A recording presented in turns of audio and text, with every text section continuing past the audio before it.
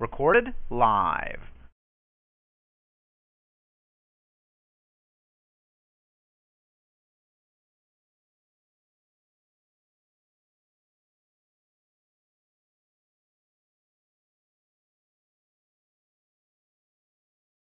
First of all, the NRA should just change their name to the Assassin's Lobby, because that's what they are. Yeah, you can applaud that. Somebody should applaud that. And I'm here to tell you, 1776 will commence again if you try to take our firearms. Doesn't matter how many lemmings you get out there on the street. You have to have people in leadership to espouse something worth believing in. So I've challenged the status quo. I would remind you that extremism in the defense of liberty is no vice. And let me remind you also that moderation in the pursuit of justice is no virtue.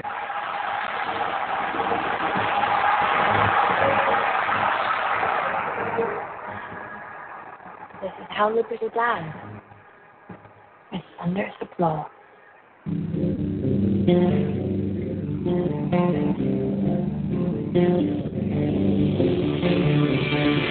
Welcome to Liberty Cat Talk Live. This is your host, Todd Andrew Barnett, and his co-host, James Landreth Jr.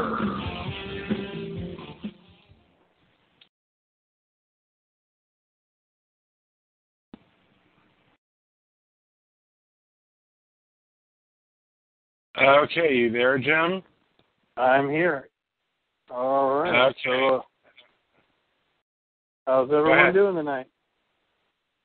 We're doing great. How about you guys? How are you guys doing tonight? Who we got on the call with us tonight? We got our very good friend Mathew Erickson, who used to be the co-host of Libertarian Politics here on Talk Show. And I guess he's making an announcement. Go ahead, Matt. You're on cue here. My big announcement. Well, first off, thank you for inviting me back on the show. I love coming on with you guys. Today we had I guess what you'd call the inaugural formation meeting for the Republican Liberty Caucus of Ohio. Believe it or not, Ohio does not have an affiliate with the Republican Liberty Caucus. It amazed me for as big of a state and as big of a Republican state as Ohio is, they didn't have one. So there was a group of us that met today to try to start putting that together. Kind of just got to the point where I feel like, look, I love all of my libertarian brothers and sisters. I feel like we have a better option of making change from within the belly of the beast and projecting outward rather than trying to break into the ranks of this elite club that they've built from the outside. So that's kind of where we are with that. We had our first formational type meeting today, so we're working on getting that put together. So. And here's our permanent panelist, Will Coley. Hey, Will. Hey, what's up, guys? How are we doing tonight? Oh, we're doing great. And I am, I guess, I don't know about you guys, but I'm pretty jazzed up with our interview guest, but she doesn't come on until a little bit later, I guess. But in any event, it's all yours, Tim. All right. Well, what we got going on, of course, this week, the big story is the election came and gone, and Republicans held on to the House as expected, and they did take the Senate, which was projected by some folks and did come to pass. And I know there are also quite a few libertarians running in certain races that might be getting looked at as stealing our votes from the GOP. So that'll be interesting to hear what people think. I'd like to start off by talking about the Senate race in North Carolina. I'm sure everyone's familiar with Sean Hall. He was running down in North Carolina for Senate, and he actually did get some serious attention down there. Got a little bit of mockery because of his day job, which I thought was silly. But what did everyone think? I'm going to ask a couple questions first. What did everyone think about the overall election results? And tell me a little bit about any of the local libertarian candidates that you were following. Let's go ahead and start off with Will. All right. Well, I don't know if you guys are aware, but Muslims for Liberty actually did a lot of work for libertarian candidates in Ohio, in Florida, and North Carolina, and particularly Sean Hall. He got a write-up in the Carolina Muslim magazine, which is actually the new editor is the director of the North Carolina chapter of Muslims for Liberty. So he convinced all the Muslim organizations around to put him on the invite list for all of their events. And what ended up happening was none of the candidates, except for Sean Hall, responded to the invitation. I mean, not only did they not show up to any of the three events, but they didn't even return an email. Sean Hall made sure that a campaign worker was at every event and that he himself was personally at the third event. So he actually gained the endorsement of most Muslim organizations in North Carolina. So you hear the Democrats now are whining that he took the votes from them, when it's usually the Republicans doing that same tired old thing. Then we also did a lot of work for Adrian Wiley in Florida, who was able to secure 4% of the vote statewide, but 3% of the vote of the Muslim community. This is according to they're kind of an antagonist of ours, the Council of American Islamic Relations. They did an exit poll where they found that 71% voted for Christ in the Muslim community, 22%, I think, voted for 26% voted for Rick Scott, and the remainder voted for Wiley, and the remainder was 3%. So through, basically we did the same thing there. We had people that live in the state, that work in the state, that went to local leaders and said, these people need to be put on the ballot, on the list for, meet the candidate events to make sure that their voice gets heard. And usually the libertarian candidates are the ones who are willing to act like they even existed. A voting block of 100,000 people is still a voting block of 100,000 people when elections are being decided by sometimes 60 and 70,000 votes or less, So, even presidential elections are hinging on small amounts of votes. So I think it's, I guess it's reflective of the principles of the party, that everybody deserves a voice and that, no one group should be silenced. And that's coming through to the voters that normally are swinging Democratic, the minority groups that normally would swing Democratic. And we didn't really have we lost our battle like Ohio did to get on the ballot here. So there were libertarians that were running as Republicans for primaries, during the primaries and stuff like that, but we weren't able to gain ballot access in Tennessee. Like Ohio had the same problem. No, we didn't have any locals that I was really following. But like I said, we did a lot of work with other, the organization I work for worked in other states that did have ballot access to try to secure as many votes for that candidate as possible. And I'm really disappointed in the Wiley turnout. I thought Wiley put a really good campaign together, and I was expecting to see 15%, but, well, I think a lot of it has to do with the exit polling, and the numbers just simply weren't there for the libertarian candidates, and for Wiley's campaign, that is. I was like you. I was hoping that he would get double digits.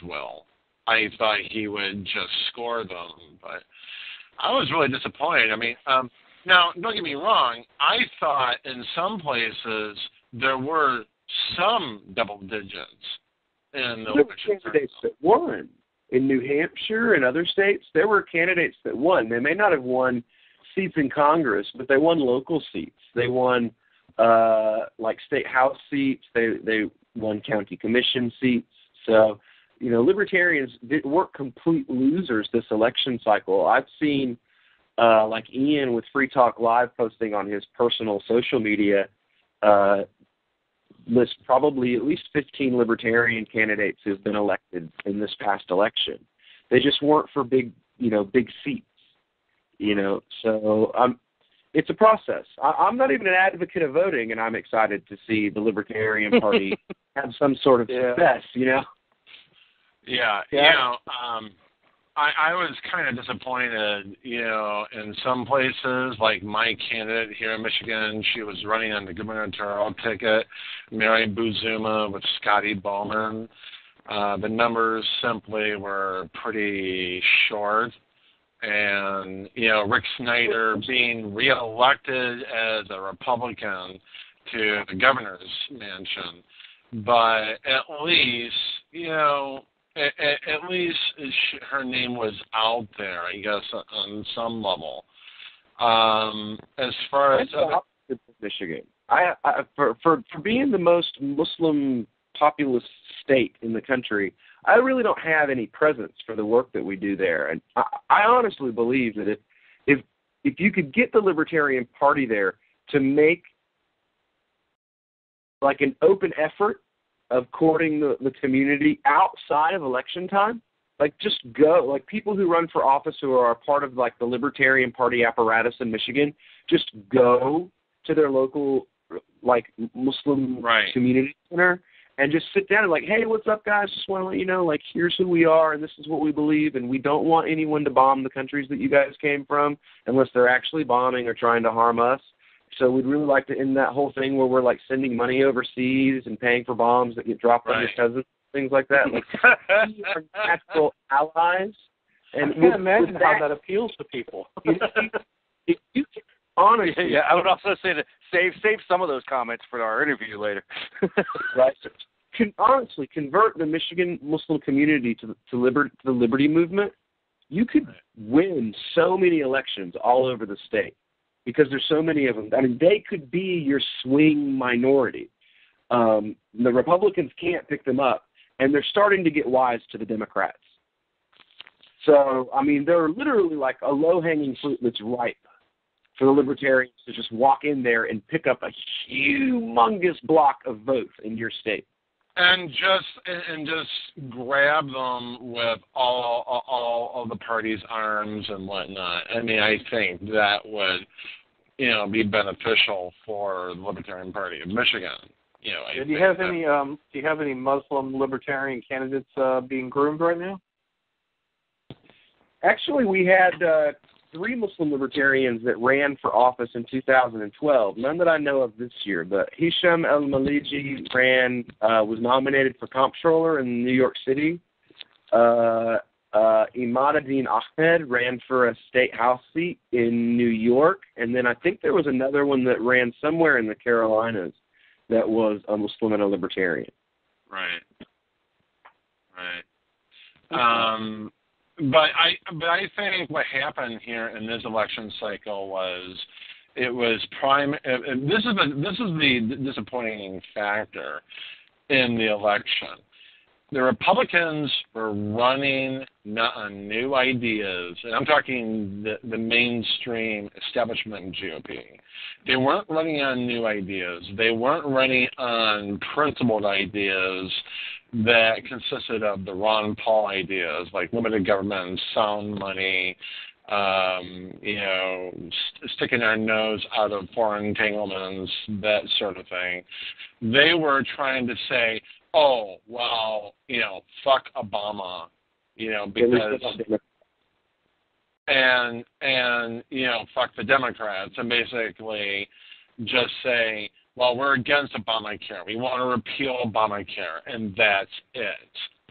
And, that's what happened in this election season. I think fear was the number one seller this election season. Between ISIS and Ebola and everything else, I mean, Fox News had every Republican voter in the country convinced that every person within 50 feet of them that coughed was going to give them, their insides were going to start falling out. I mean, seriously. Yeah. Have you licked like a person that has Ebola or given a sponge bath to like a sleeping Ebola? No, you don't have Ebola. Do you have Ebola? Well, I don't know. Do you watch Fox News? Yes. You've got Ebola. Right. No, and that's I live in Talmadge, Ohio, right, where the Ebola nurse was visiting. You want to talk about insane people? They closed a school. Hickox? No, Amber Vinson. Amber Vinson. Okay, that nurse. They closed a school because a teacher there may have had contact with her. They closed the bridal shop where she had gone to look at wedding dresses.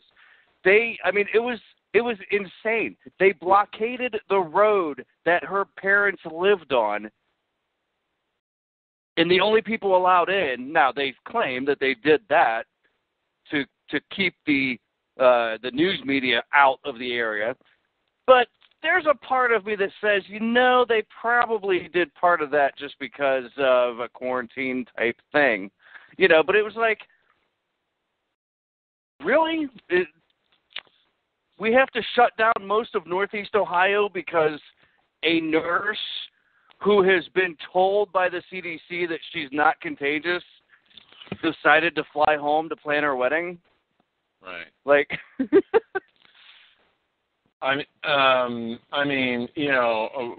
What about in your neck of the woods, Jim? In Virginia, that was a very hairy race there. Yeah, and we had Sarvis who was running, and may have helped one side or the other a little bit. Although most of the folks who voted for him would never have voted for Warner or Gillespie anyway. But still, it's interesting to see all the bitching and moaning that's already going on, as if those votes for Sarvis belonged to Gillespie. I really get tired of the we own you type of mentality from the GOP when it comes to libertarian voters. And then, of course, we don't own your platform because we're going to give it lip service and then not do anything.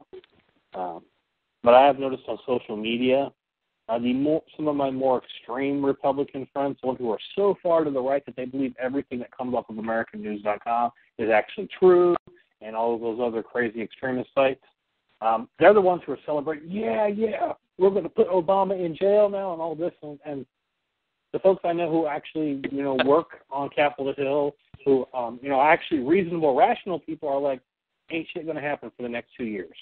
Right. 2014 is to the Republicans what 2006 was to the Democrats. Yeah, and exactly. There's 12 seats versus 30. That's the big thing, is that the Republicans are up in arms and blowing their horns and having their parade, when in 2006 they lost 30 seats. And in 2014, the Democrats only lost 12. You know what I'm saying? Like, you big deal. You picked up 12 of the seats of the 30 that you lost 8 years ago. Right, and not only that, but they also had a lot of initiatives throughout the country. I mean, in places where they had gun control bills and even the minimum wage bills. I think there were a couple of states that were pushing for minimum wage hikes. Bill Maher on his show last night said, "Well, these are issues that voters care about. They're liberal about." Really? I mean, you know, the minimum wage really pretty much lost in those areas. Gun control has been completely unpopular post, Aurora, Colorado. And, you know, and including in areas where you got gay marriage. Yeah, that's a social liberal position, but that's been gaining ground in so many places. Marriage equality. At least 2 states got behind on marijuana, or at least medicinal marijuana. Alaska and Oregon. Who'd thunk it? You know. Florida's bill lost even though a majority of the voters voted in favor of it.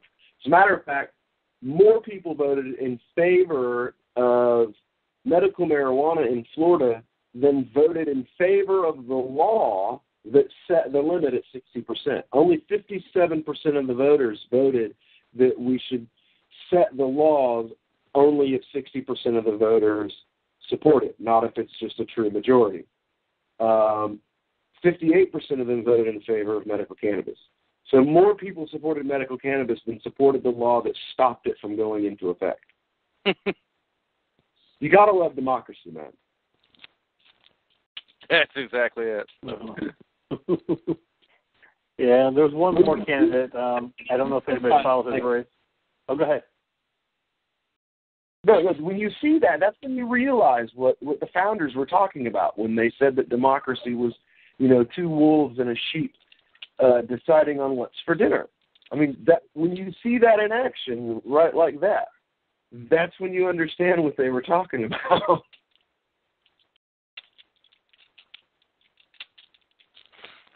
Well, I think what happened here is that, with the election going on and pretty much being a very big part of, what was going on Tuesday night. Here in Michigan, for instance, there was this referendum that was on the ballot to open wolf hunting season. And that means they would have to establish a regulatory agency that would have to dole out licenses for people who want to hunt wolves. And, there was another referendum that kind of went along with that, and those were voted down. I thought it was, as much as I love the idea of hunting and all, why should the government be in charge of it? Because they want the revenue. So I voted against it, not because of an animal rights issue, but I just don't think the state should be involved in it. If people want to hunt a wolf, hey, that's their game. I'm not in favor of wolf hunting personally, but hey, that's what they're going to go for. And then there was this county petition that they had where they would elect a charter commission to revise the county charter, which is basically the county constitution, more or less. And everybody overwhelmingly voted against that. So these were really god-awful referendums on the Michigan ballot. But at least in some places, they had better referendums than we did. Yeah, I can tell you here in Ohio, like I live in Summit County, and so the big the big referendums that they had on our ballot were to create a county IT department, which would have done nothing more than create another layer of bureaucracy. So that one lost. They had one to set the president and vice president of the county council would be selected every year rather than every other year, which I completely lost the point of having that one at all. Yeah. But the thing here in Ohio was we didn't have any governor candidates running. You had the current governor, Kasich, who's just the worst example of a Republican on the face of the planet. Who just got reelected. Oh, yeah, he did, because he was running against a Democrat who drove without a license for 10 years. Not that I'm against that. I think it's great that he could go against the rule of law like that. But I mean, the problem I had with the whole thing is that at the end it was like, oh, this mandate. No, it wasn't a mandate. I mean, we had like a 38% voter turnout this year, and you won by 40% because the candidate you were running against on the Democratic side was a not very well vetted candidate. Right. It's like, now we've got to live with that for... Well, Jim, our guest is here right now.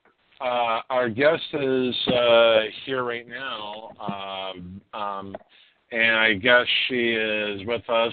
She is a Republican, a war hawk. She flirted with libertarianism, but then she didn't like a lot of our social issues, and she was completely against Ron Paul and Rand Paul, she told me, on the war front. Here she is, Bettina Viviano. Here she is, and if I can... Oh, duh. Gotta unmute her. There you go. Hello, Bettina. Hello. Do you have me unmuted now? Yes, hello? You are unmuted. Okay. You are unmuted. So. You know, I love that. I almost didn't come on the show because being called a war hawk. I'm not a war hawk.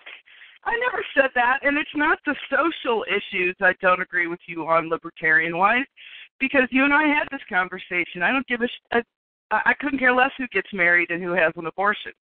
So is that the social issue thing? Well, so maybe I got misinterpreted a little bit. The only problem I have with libertarians is the foreign policy, which I think is sort of to the left of Jimmy Carter and Obama. So, yes, I do have an issue with that because I'd rather stay alive for the next 20 years, but I'm not a war hawk. And I mean, honestly, you're painting me so far to the right, and I don't know, the people on the right don't like me because I won't come out publicly and, trash gay marriage or trash abortions, and, because I really find that not to even be a valuable use of my time. It's worthless. So, how do you make people happy when they're trying to pigeonhole you into something? Yes, I'm a Republican, and yes, we had a huge wave, and yes, I think it was incredible and important because of Obama. He's like the most dangerous human being ever to disgrace this country. So, before Obama came into the picture, George W. Bush was the worst spender there was, but now Obama has beat him by a long shot. So I would agree with you on that. But here's the thing: Bush isn't president anymore, and so that has to be retired. And I never. And by the way, I didn't vote for Bush either time. So talking to me about it's irrelevant. It's just a comment that doesn't matter to me. What matters to me is that I made a documentary about Obama, and he's so much more dangerous than George Bush for so many reasons, to me, that there has to be a way to stop the damage. And, I read, I think, on your page, you saying something about how the Republicans have done absolutely nothing to stop taxes, to stop government growth, to do regulations, to do this. That absolutely is not true. I mean, there's 370 House bills that I've read a lot of because I was doing an ad for the National Republican Senate Committee, and I researched all of these bills that have been sitting on Harry Reid's desk for years that were passed 40% bipartisan, and there were jobs bills, tax bills, ObamaCare bills. But how do they move them through Harry Reid's Senate? Okay. You know? Jim, go ahead. This is your interview, so go for it. Well, first, let's start off. Why don't you give us a quick bio of yourself? My bio was, I'm from Missouri. I came out to California, went to USC. I started working in the film business when I was 19 at the William Morris Agency. I've been an agent, a manager, a film producer, have my own company called Accelerate Entertainment.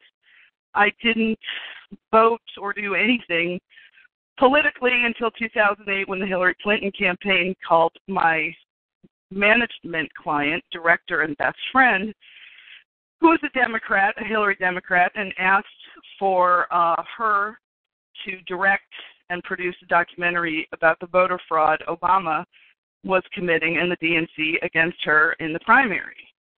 So my client called me up and said, how would you like to make a documentary about voter fraud in the Democratic primary? And I just looked at the phone and I said, are you smoking crack? Why in the world would I want to have anything to do with the Democratic primary? I had to ask what a primary was, first of all, because I had no idea. I had no idea what a caucus was or anything else. But I did it, and it ended up being a real big education because it was, a lot of fun to watch Acorn at it. They're very real. They do exist. I've watched it. And we had a lot of attention. John Fund from the Wall Street Journal. What? I was just saying, no argument there. Go ahead. No, honestly, it was the worst thing I have ever been through in my entire life, ever. I have nightmares about what I saw. And, of course, it forced us to do research on Obama. We knew who George Soros was before Glenn Beck talked about it 4 years later. I knew exactly who he was. I knew what he did. I knew who he picked. I knew why he picked Obama and not Hillary. I knew we had consultants at the highest level of the Democratic Party, like Hillary's best friend, and high-level Democrats telling us everything. Because the truth be told, the Clintons hate the Obamas. They still do.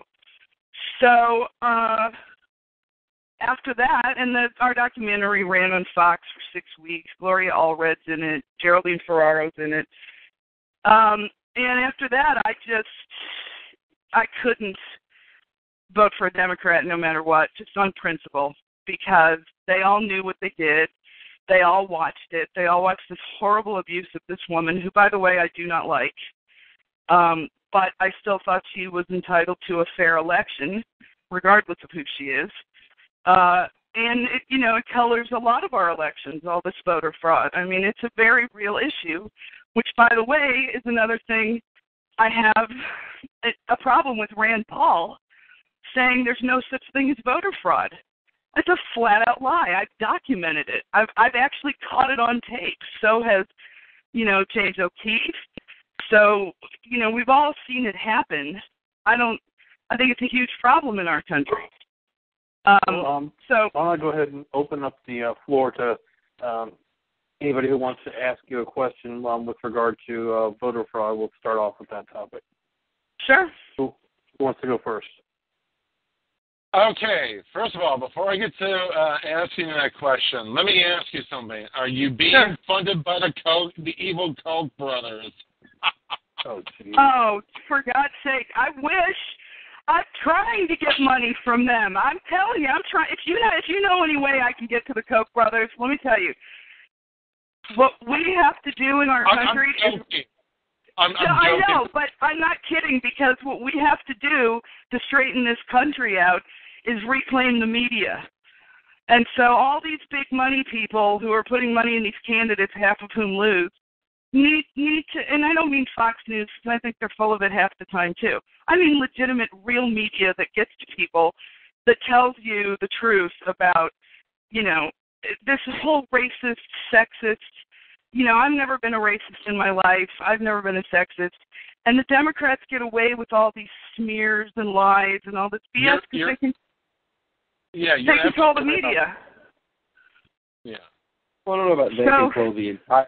Yeah, I mean, the media itself is you can either go to AM radio or Fox News and listen to the right-wing version of the story, or you can go to CNN or MSNBC and hear the left-wing version of the story. We just don't have any media. We have a left-wing and right-wing corporate propaganda outlets that push one side or the other of a political position on news. My wife is from Nairobi, and she even comments on it. She's like, the news programs in the U.S. are not news. They're not like the news programs where she comes from, where the people go on, they read the facts, and that's the end of it. That's the end of the story. Where here in America with the 24-hour news cycle, most of it's not fact. It's like, here's the story, and here's 250 different opinions from our personally picked experts that will give you a view that we want you to have, depending on the political persuasion of the channel. Like, we don't have news. We don't have media anymore. We have commercially owned entertainment that masquerades itself as information. And well, I don't think Fox is even that right. Excuse me, sorry about that, but I don't think Fox tells the truth. I mean, if they told the truth about Obama, he wouldn't be there. I mean, they don't tell the truth about him. It's both sides. Both sides have their own. Correct. Absolutely, I agree. So, if any of you do know the Koch brothers, give them a call and tell them to invest in the media. I wish they would send me. I wish the Koch brothers would send me a paycheck. I mean, it would seriously, where's our money from the Koch? I want Harry Reid to tell me why I can't get any money from the Koch brothers. I've never even met them. It's unbelievable. I paid for my documentary by myself, by the way. I was not funded by the Democrats or the Republicans. And interestingly about Fox is that they would not allow me on the show. Hello? Hello. Hang on. Let me find out what happened here.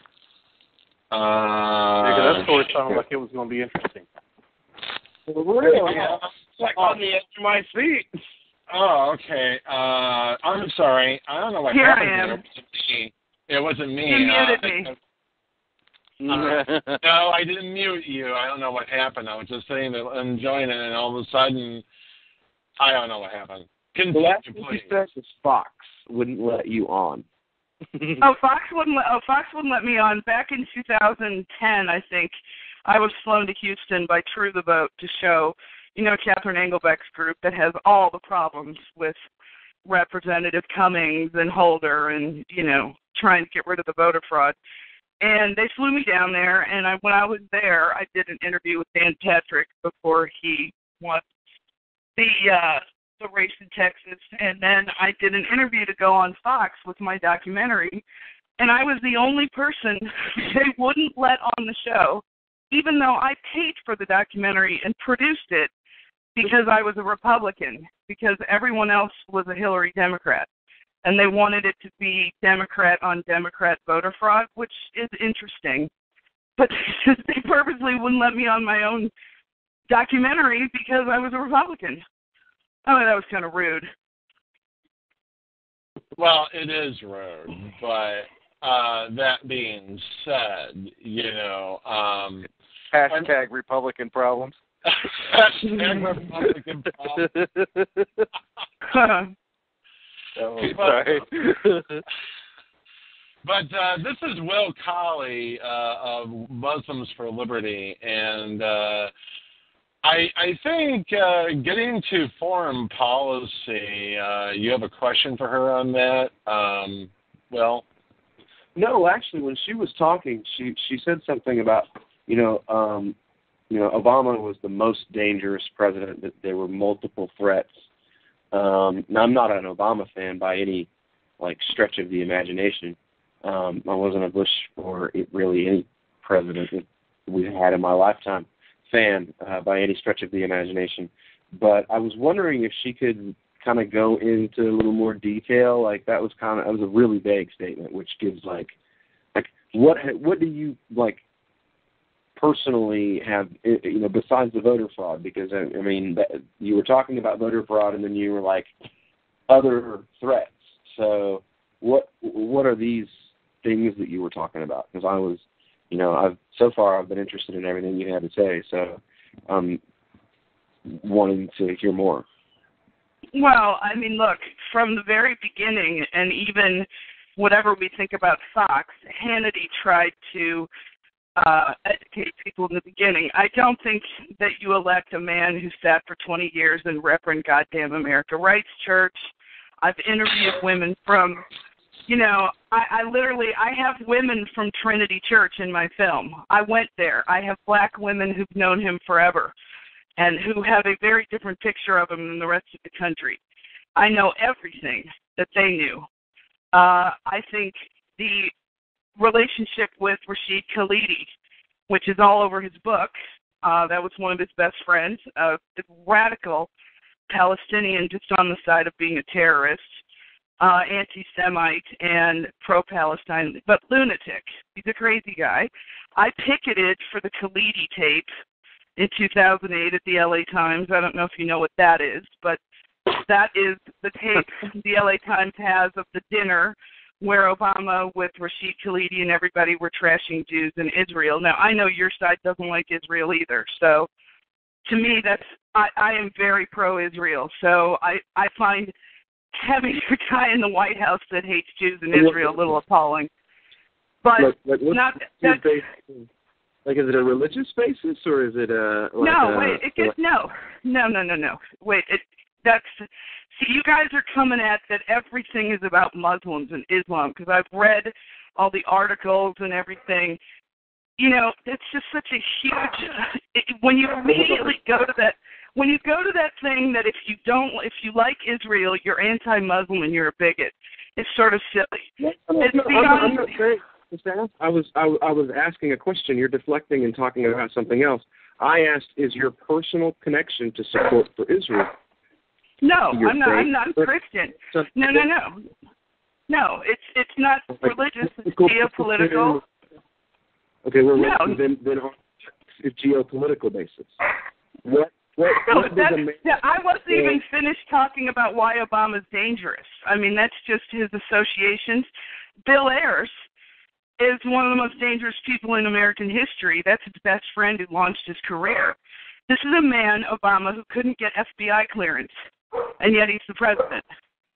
It goes on and on, from stealing money through the Woods Foundation that he and Ayers ran to, all the things. He's just, everything he's done has been anti-America, is what my problem is. It's not anti-Israel. It's whether, in my opinion, he's a very large Islamist, or Muslim, whatever you want to call him. He's on that side of it. That's not the dangerous part. That's just one part of it. The man doesn't like our country. It's the biggest part of it. He was put there to punish us, to humiliate us, to weaken us on the world stage, and he's done it. He's made a mockery of this country.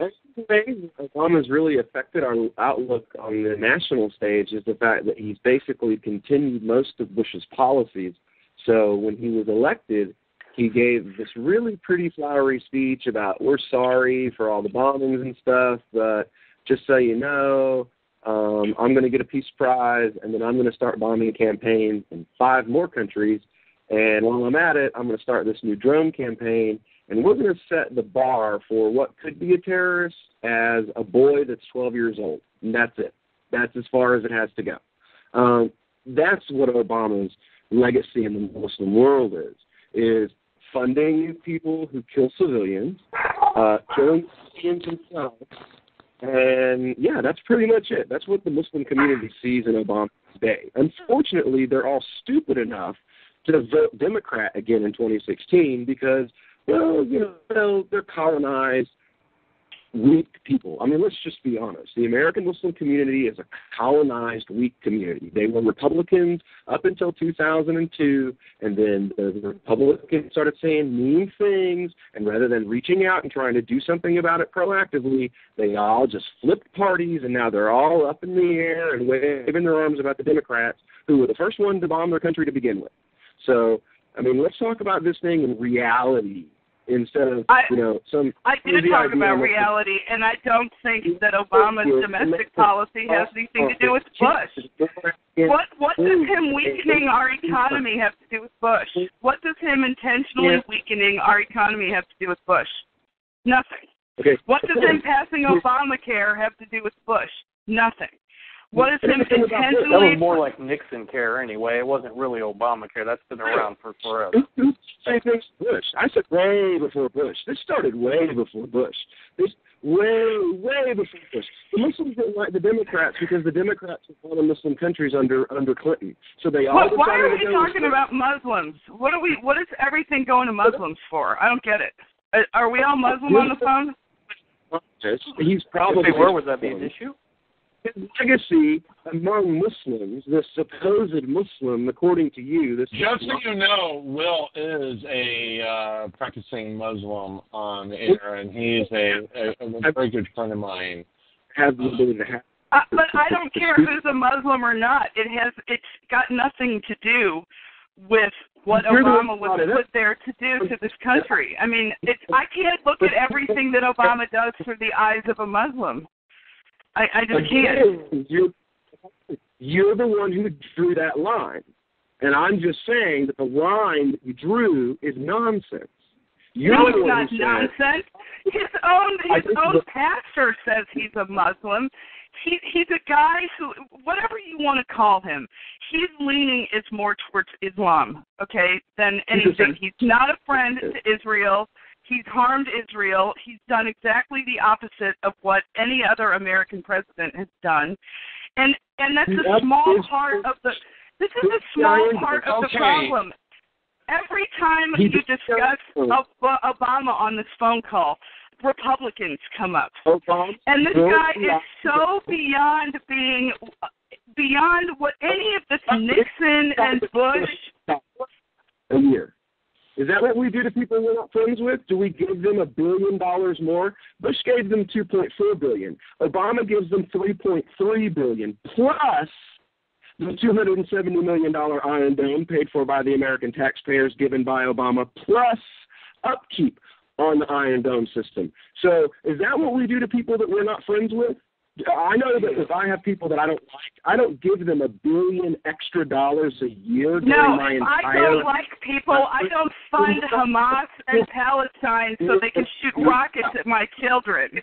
And this is the problem. This is why libertarians get like 5% of the vote all the time. You try and have a logical conversation about something, and it immediately goes to Bush, or it immediately goes to some crazy thing. The problem is that we all need to recognize across the board that there's a bigger evil than party here, which is the people that own Obama, namely people like George Soros, don't really care if you sit around and talk about Muslims all day, because their goal is so much bigger than all of this talk and so much more deadly and dangerous to our existence as a sovereign country, a sovereign nation, to our security, our prosperity, our safety. That when you get in this nitpicky little, Let's put it this way. Let's cut through the pure, unadulterated bullshit that with the butter knife here. Okay, the fact of the matter is that you also have the fact that we are giving taxpayer funding, mind you, taxpayer funding to Israel, foreign aid to Israel, in the form of American taxpayers' dollars. I don't want my tax money going to Muslim countries or even Israel for any reason, okay? Israel has more than enough capability of defending itself from any attacks, whether it's from Palestine or any country. Same thing with Palestine. They are well within their rights to defend their entire neighborhood, their entire turf. Any country out there. Their entire square block of land that they have. Yeah. I'm sorry. So, you were going to say okay, so I get it. You're against the funding of Israel. I still think, in the scheme of things, I don't think that's like the hugest issue. It is. You're stealing money from me and giving it to Israel. Yeah, but you're stealing my money and giving it to Hamas and Palestine. Terrorists. I'm not stealing anybody's money. I don't want it to go to anywhere. You want it to come to Israel. The state's taking that money, whether you wanted to. How they use that money at our expense is done at our expense.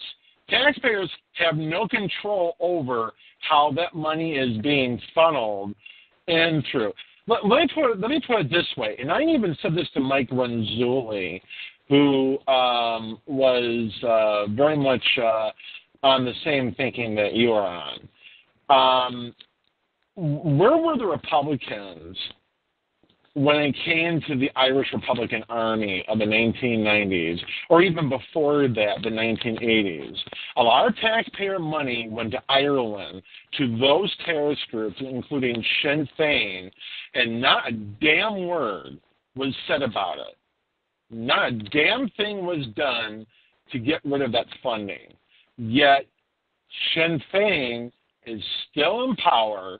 They're actually backing up, as I recall you were saying a while back, Will, and they're actually still, on the verge of possibly engaging in some more terrorism right past Belfast, maybe in the near future here.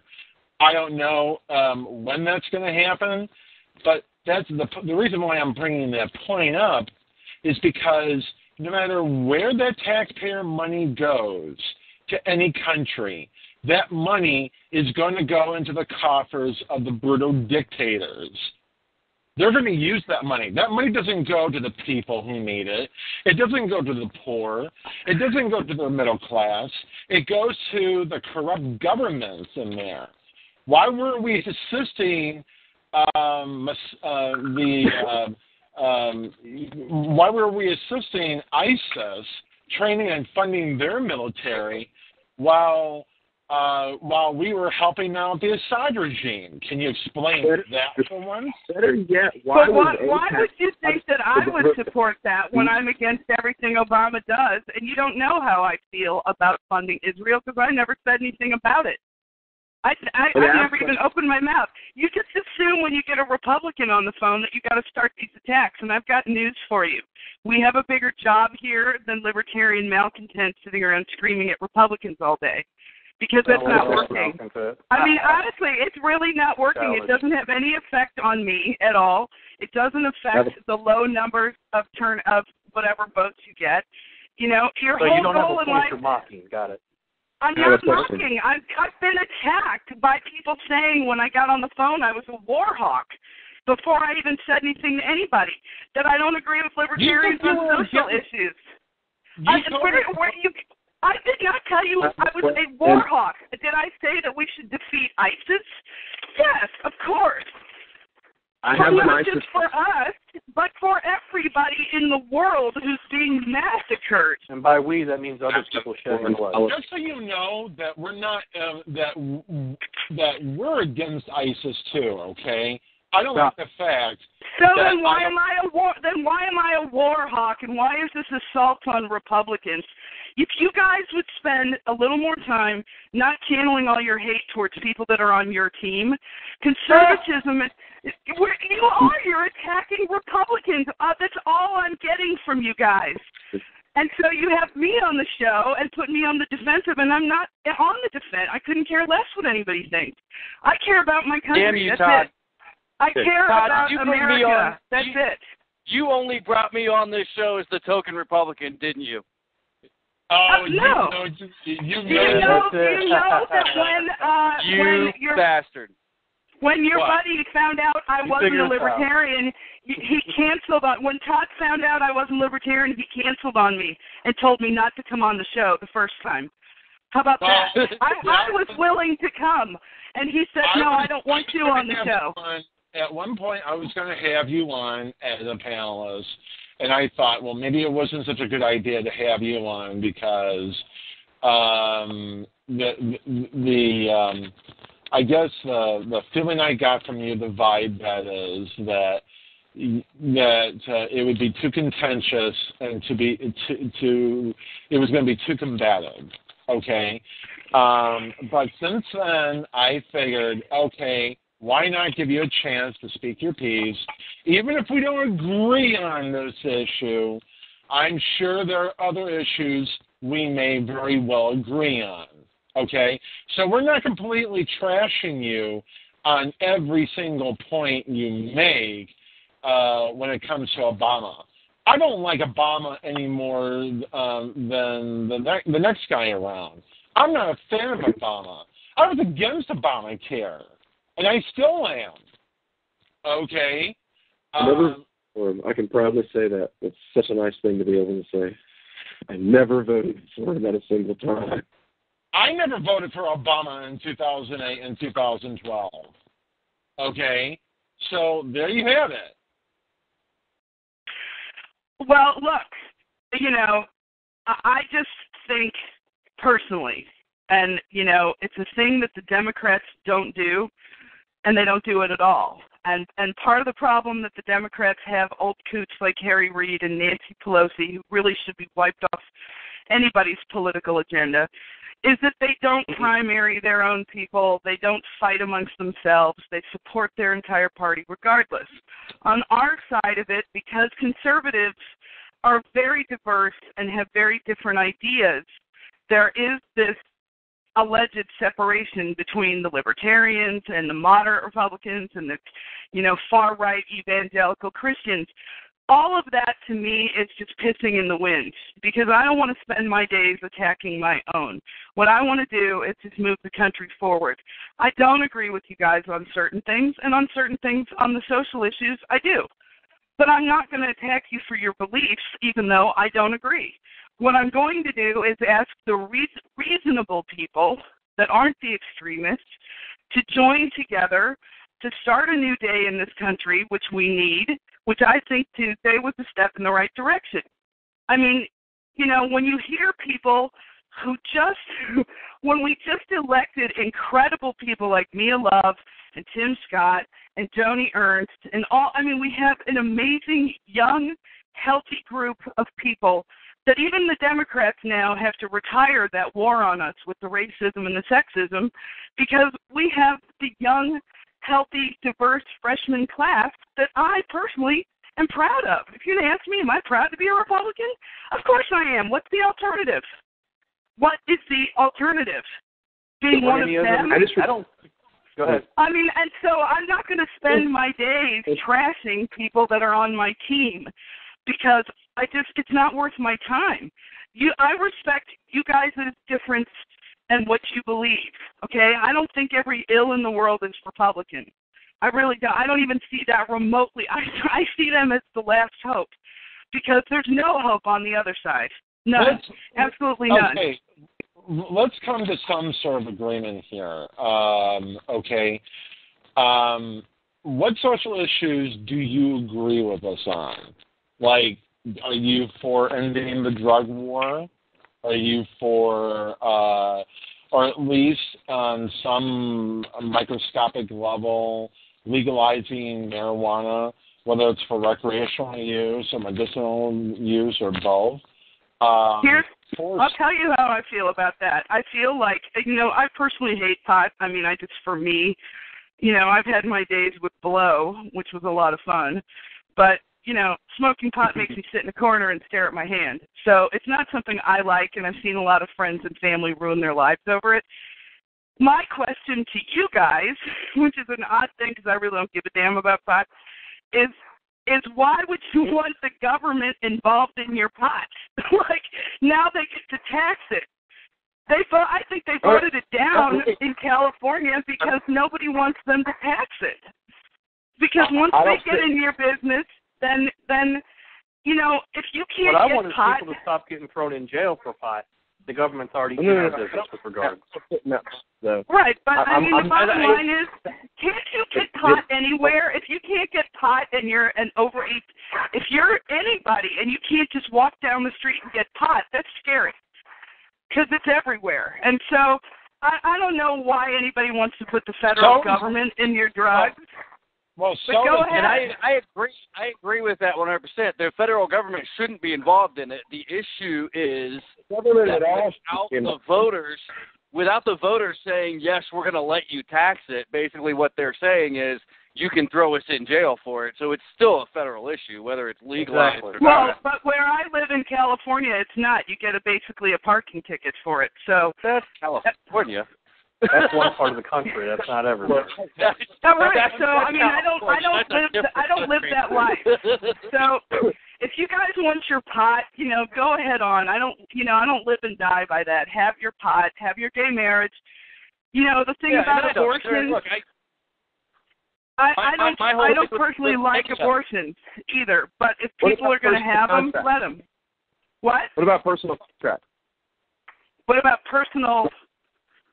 Yeah, like me and Todd decide that we want to have, we want to start a business together, and we decide that we want to lay out our contract by our understanding of the law of the Klingons from Star Trek, because they have like a whole legal system online. I'm serious. Seriously, they have like a whole legal system online. You can go read it. What if he and I chose to dictate a contract by the regulations of Klingon law? What, and that's between he and I, and he and I, you know, gone into this agreement between each other on our own mutual consent. You believe? Well, I mean, you're asking also because that's gonna head towards Sharia law. You know. Okay, let me ask you this. That's somebody bringing up Muslims again. Has been enshrined in Western society since the creation of common law, and it's only come under threat in the last 5 years in the United States. Right, for two people to denote a contract by anything that they choose to has been enshrined and protected as a right of the people since the creation of common law. And it's only come under attack by Republicans over the course of the last 5 years. So, again, do you support the right of personal contracts and probate? You know, to be honest with you, I have no earthly idea because it's not something that I've discussed. I'm only going to discuss something with you if I'm educated on it. I'll go look it up and deal with it and educate myself, and then I'll answer you because I'm not going to do that when I can't. Let me ask you this. What about free trade and immigration, for instance? Okay, let's deal with those issues because those are the heart of the issues as far as I'm concerned. You have a lot of Republicans who say, well, we need to secure the borders. We need to, put up this big, humongous ass fence along the southern border between us and Mexico because we don't want Juan Valdez crossing the border any more than, say, we want David Beckham to come into the country illegally unless he has a green card or a visa. So, you can kick a soccer ball, you're fine. Yeah. Do you want me to answer that? Yeah, go ahead. How do you feel about immigration? Here's how. Well, first of all, I am the descendant of immigrants from Sicily who came over here on a boat from Italy and were penniless. I know that. And who came legally and were screened for disease and were, never on welfare, never on food stamps, built a business. A spaghetti business, believe it or not. They made so much money that my dad got a Rolls Royce for graduating from high school and a 3-carat diamond ring. I mean, my grandparents worked. They came here, they worked, they learned English, they spoke English. They contributed. They put 5 kids through college. My dad went to Notre Dame and Notre Dame Law School. And they were the American dream. How could I ever not support that? This country lets 1 million people a year in legally, okay? More than any country in the world, and to me that's even too much. We have an incredibly diverse group of people in this country, and that's what this was founded on. And we do have immigration law, and some people do believe in living under the laws of the country, like myself. And the 1 million people who stand in line, who come here and come here legally are welcome. I open arms, welcome them all. I do not welcome people who cut in front of the line, who jump over the fence, who are not screened for disease, because there are 8 children dead now from enterovirus, which was brought in from all these illegal kids from Central America. Now innocent American kids have disease, okay? They're not screened for disease. They're not here legally. There's a lot of gang members that come through. There's terrorists that can come through. And by the way, you guys should educate yourself. You can't build a fence on the border. It's 2,000-something miles, and some of it is in water sources, and some of it is where there are treaties where you can't build it. So you can build fences in more urban, populated areas. You can put military on the border. It's a huge issue, and it would take 30 years and $30 billion to build a fence. So it's not happening tomorrow. We know you can't build a fence, but it's something that a lot of the extreme Republicans push. We wanted to know your take on that. My take is that we should secure our border, and that's not extreme at all. That's having respect and dignity for your country. There's no country in the world. You can't just walk into North Korea. They shoot you. You can't walk into France, Italy, Russia. Name me one country where you can just walk in and just declare yourself an American citizen. No, you don't even declare yourself an American citizen. Name me one country that does that. Name me one.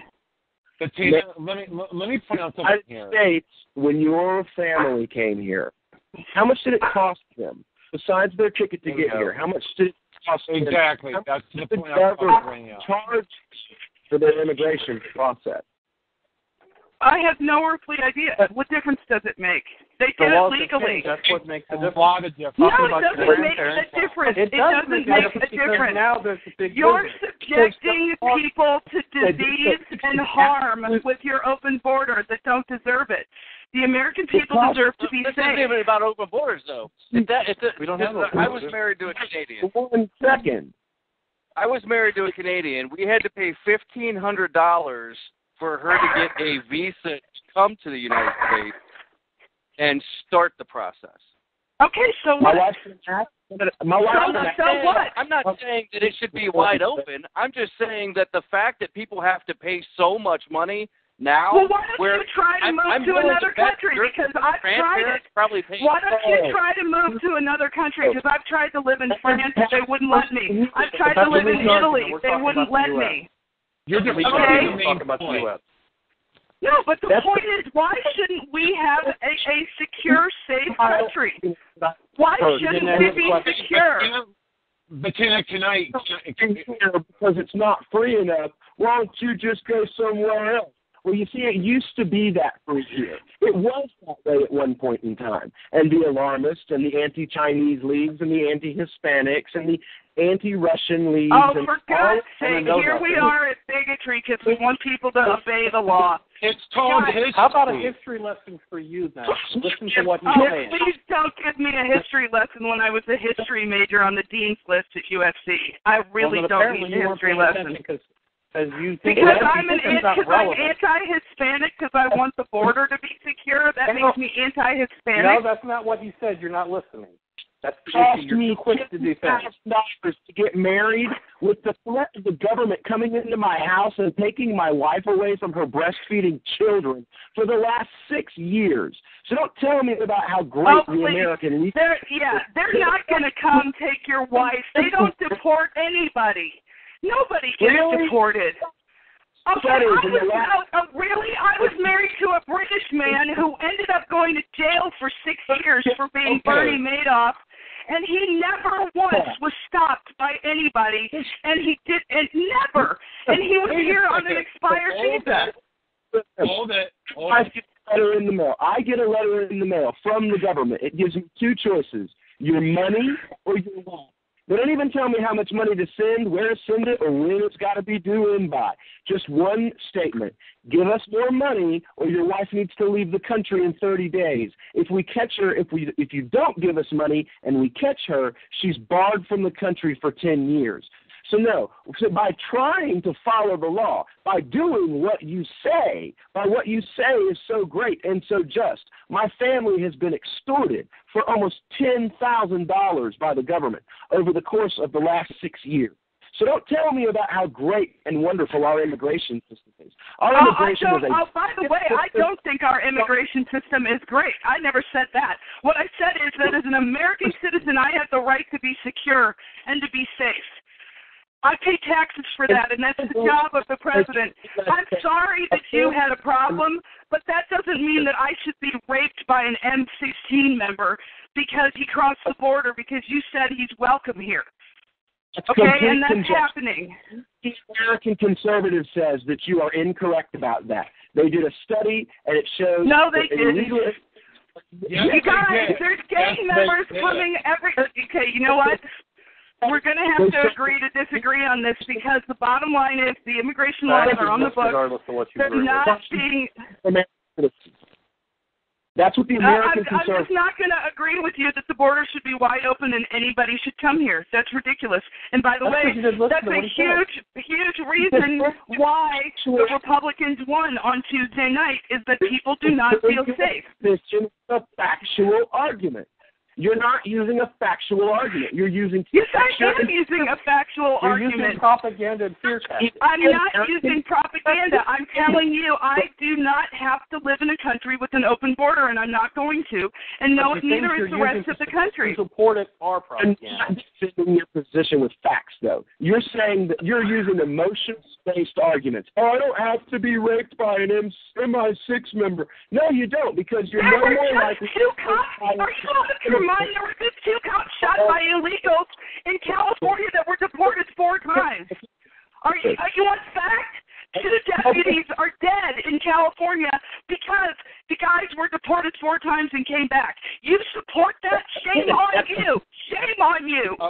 Shame on you. What you just did was project your fear onto somebody else. That's not No, that was a fact. You want to use fact? I just used it on you. You used a one-off anecdote, and you're using that to claim that everyone's I live in California. Yes, it happens here all the time. No, all the time. Individuals commit crimes. Individuals commit crimes. Individuals commit crimes.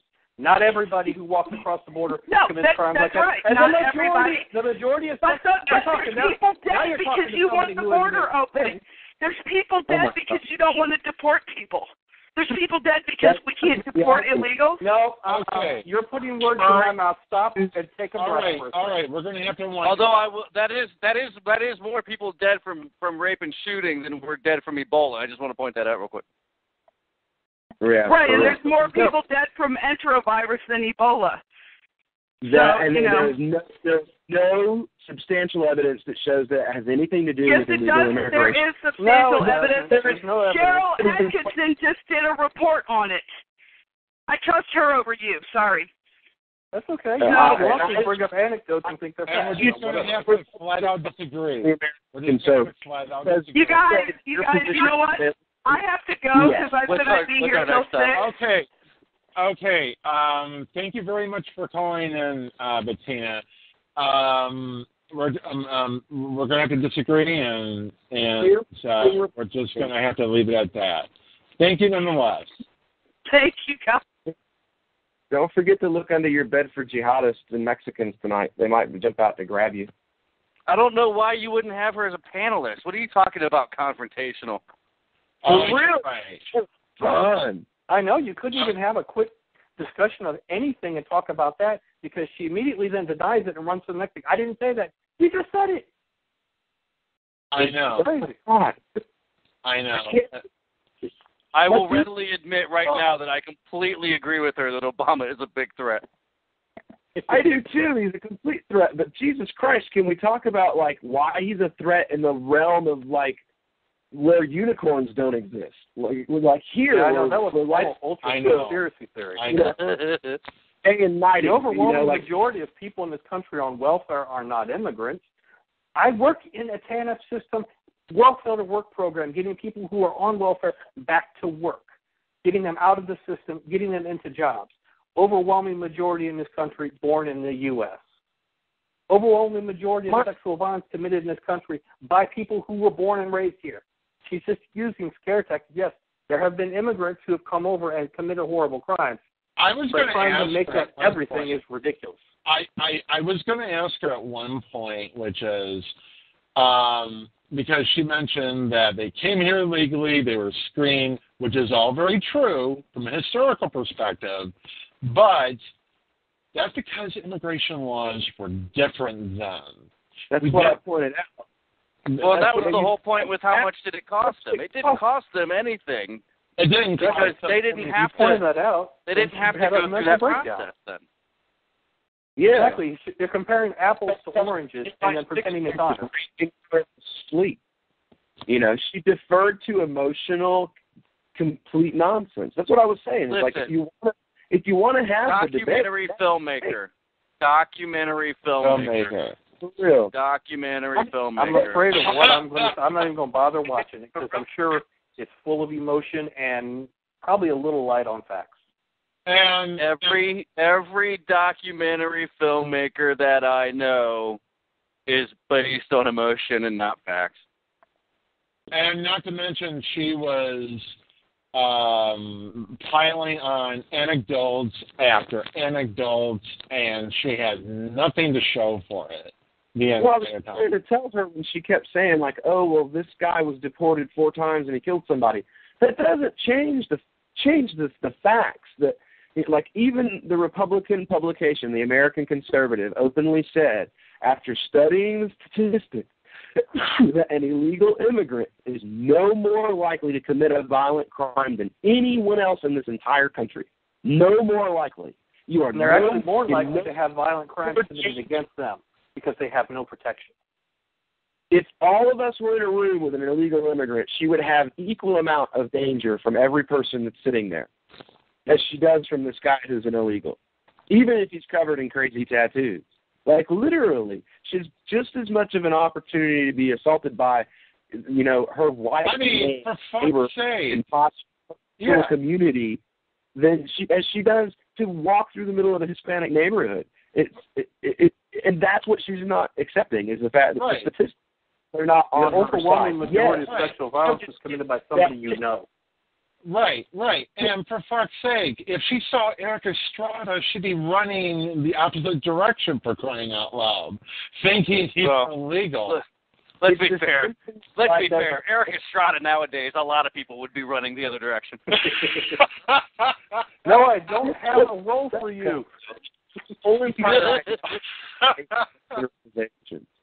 everything that they do, beginning to end, is based upon generalizations. They pick 3 examples of the gay community, and all gay people stand for those 3 guys that are walking with leather harnesses and headdresses on the gay parade, and they pick 2 or 3 Muslims, and every Muslim now is like 2 guys now stand for 1.7 billion people, and they do the same thing with Hispanics.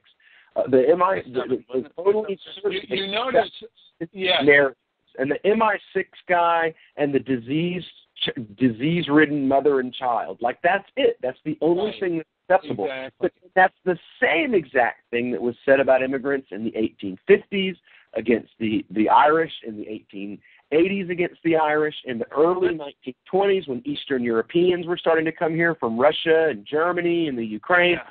The same argument that's been used against immigrants, whether they were white, black, brown, Chinese. And we can't have those chains coming in here because they'll turn us into communist China. But that was also the other point that Will was making, was that the whole reason why there is such an exorbitant dollar amount attached to immigration now, legal immigration, is because of that. Because it was, you know what, we don't want any more Chinese people here. We're going to charge them $1,000 to come here now. She wouldn't even address that. She wouldn't even address it. 8. This is the last time. Yeah.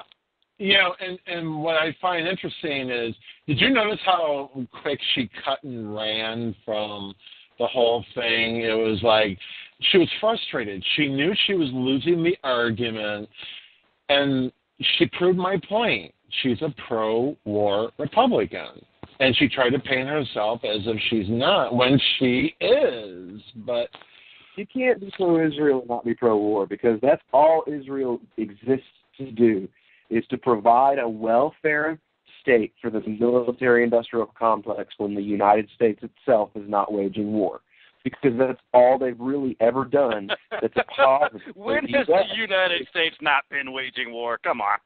Well, I don't know. We had a lull there, you know, like Reagan and Bush. I mean, we weren't like lobbing bombs and stuff like that. Yeah.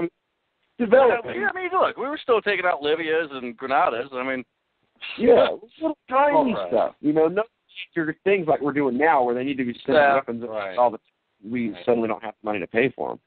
But you know, we had to have like a welfare state that kept the military-industrial complex vibrant, no matter what happened.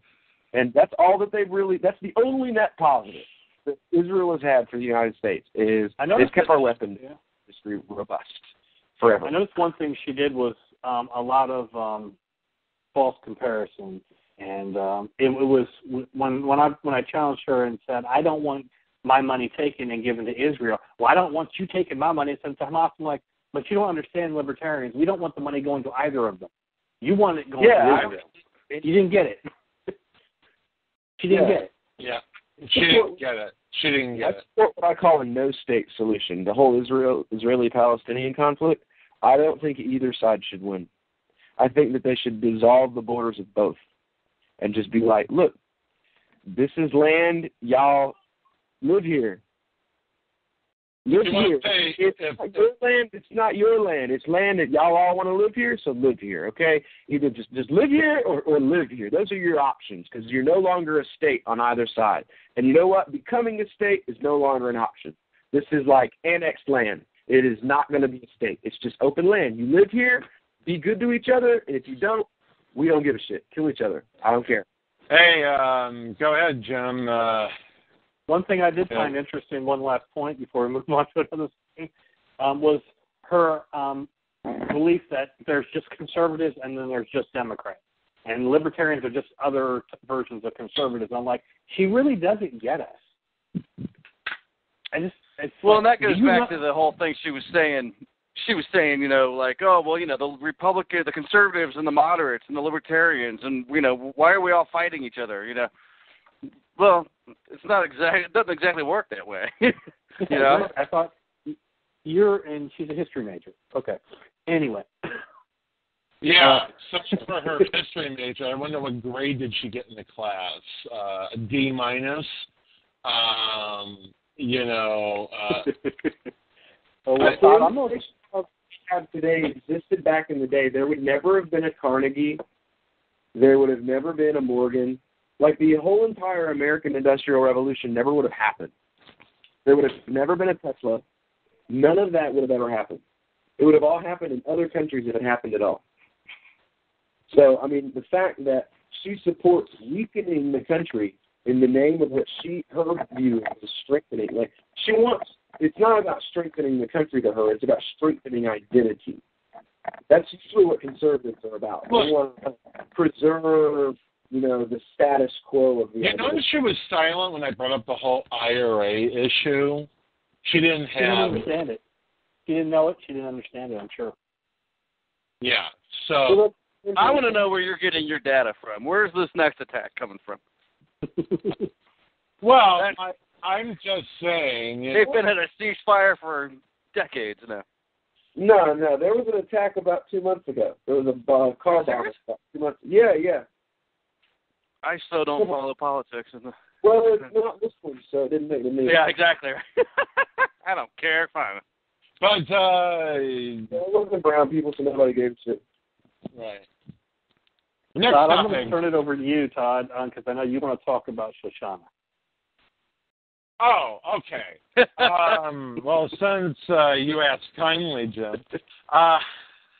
No, really. I don't know if you guys have been following this video about this gal, this actress who was walking in New York City.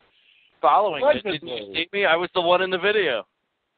Oh, that was you in the video. That was me following. I've been following it since. Oh, I thought for a second there you were going to say you were following her the entire time, like you were. I was watching you walk next to. That was me walking. Hey baby, hey baby. Well, this is the video itself. I'm going to play 34 seconds of this whole thing. I think everybody gets an idea of what's being said here. Here it is. How you doing today? Wow. That's good. Wow. Hey, what's up, girl? How you doing? Come on,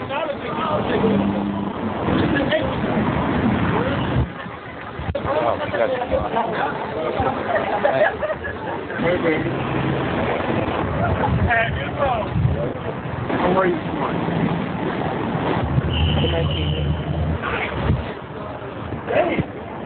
Damn! Wow. The guy said, damn! Oh, boy. When I first saw this video, I thought to myself, she was deliberately putting that, that camera on just so she could get catcalled. Exactly. Yeah. If there's not a scene like the jail scene in Silence of the Lambs, it was not harassment. Okay? Yeah. You know, the one where the guy... Yeah. It's not a realistic representation of reality. That's the first thing, is that they hired a model, not just a regular Jane Doe. They hired a model, an admitted model, and then they dressed her in what they defined as jeans. They were yoga pants. Don't try to BS me. I could see that. They put her in black yoga pants, and then they were like walking through like New York. Spandex top, right? Yeah, and they only walked through minority neighborhoods where you're going to have guys standing on the street acting like fools anyway. And that was pointed out by some people, that there was like one white guy in the whole video. And noticed he was the one that said, "Have a nice night," right? They noticed that they were only walking through black and Hispanic neighborhoods. That's what, like, the scenery was like, oh, that's Chili's over on this one. Oh, that's that over on here. And they were only walking through predominantly minority neighborhoods. So it's not a realistic representation of reality, but it's been put out there as though it was. Well, I think that's kind of part of the problem, is back again to having conversations about what really exists rather than these packaged, arguments with the previous. But again, back to the point of, if I'm a documentary filmmaker, I have something to prove. I'm trying to make a point. At the end of that video, they have a thing where they're doing a fundraiser for this organization called Hollaback Video. Yeah. The whole point of the video was to raise money. That's all it was. It was a propaganda, advertising, fundraiser type of video. Yeah, hollaback.com. The Muslims made a video. The group is called Am I Famous Yet? And they did the 10 hours walking, right? But they had the girl in like a long sleeve sweater and a pair of jeans and a T-shirt. And then the next 5 hours she walked through the same neighborhood dressed in traditional Muslim garb. And it's kind of that same thing, like the first time through she gets catcalls, and then the next 5 hours there's not a single catcall through the whole thing. But you can tell that the video is edited because it's supposed to be 5 hours of walking. So I'm kind of like you when I watch it. I'm just looking at it and I'm like, this has purposely been edited to give this impression that she never got a catcall walking through the same neighborhood. Well, my question is, was there actually over 9 hours worth of video footage? And if there were, out of that 5 hours, did that same actress put on a hijab the entire time, or even a burqa? Well, no, she did. She did 5 hours of walking in the hijab and then 5 hours walking out of it. And according to the video, she got catcalls when she wasn't in hijab and no catcalls when she was in hijab. But I'm honestly saying, like, I'm watching the video and, like, I feel like that they have misrepresented what happened. Like, I'm watching it and I feel it within myself. Like, I think that there were catcalls and they edited them out, and they've done this to try to, like you said, every documentary filmmaker has a point he's trying to make. And you can even say that. You can even say that about the original video. The original video, you're saying that they. The original video, you're saying that they only walked through these communities. You know what? They probably walked through other communities. It's just nobody said anything. Right. You know, so they had to edit that part out. Well, that's the thing, and the fact that she was being street harassed, that, you know, I remember when I think it was Christopher Cantwell who wrote about this on his blog, about how feminists and how, you know, a lot of lefties were up in arms over how these men were treating this woman. And I'm like, excuse me, this was all purposely set up to evoking a reaction from men. I mean, what guy in his right mind isn't going to look a gal up and down if she's good looking and say a compliment to her? Me. But that's the thing. Even as you listen to just that little clip, the exception rather than the rule, Will. But I'm just saying me. That my wife would probably cut my fucking tongue out.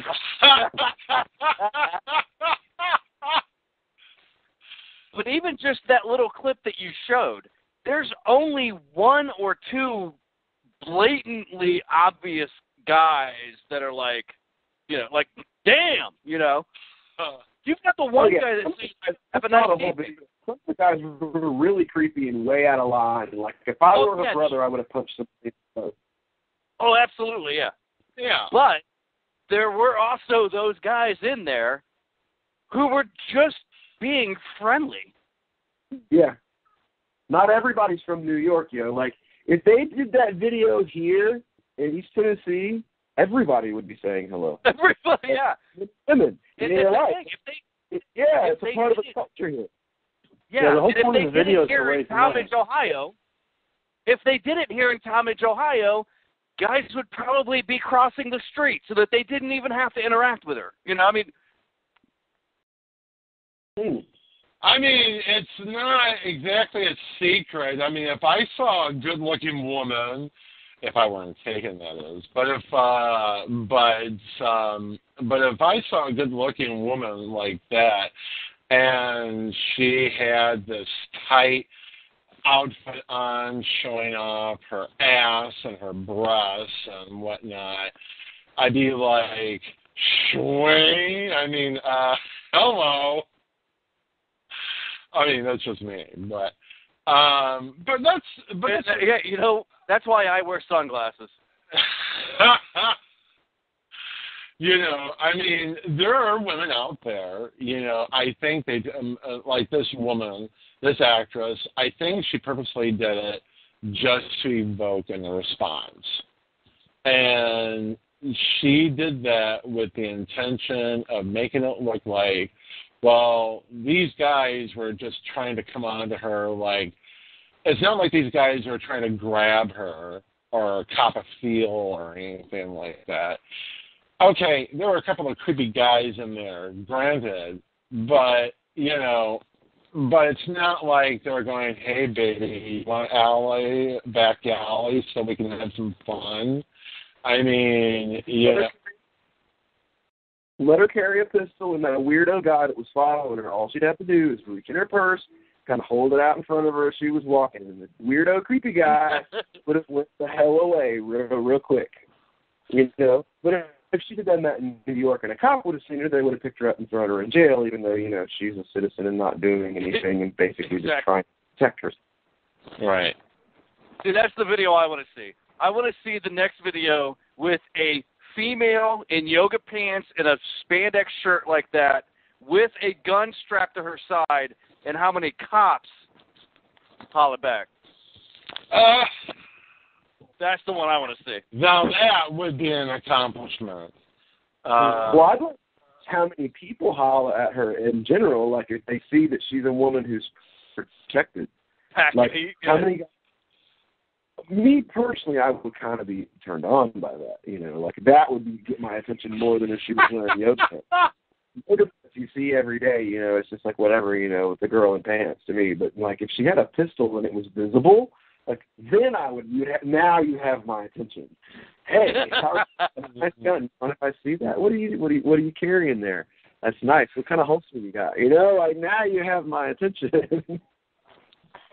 But yeah, that would be interesting. That would be interesting to the utmost degree. Especially in New York. Especially in New York. And I wouldn't want to cross paths with her now that she's out and about. But okay, Jim.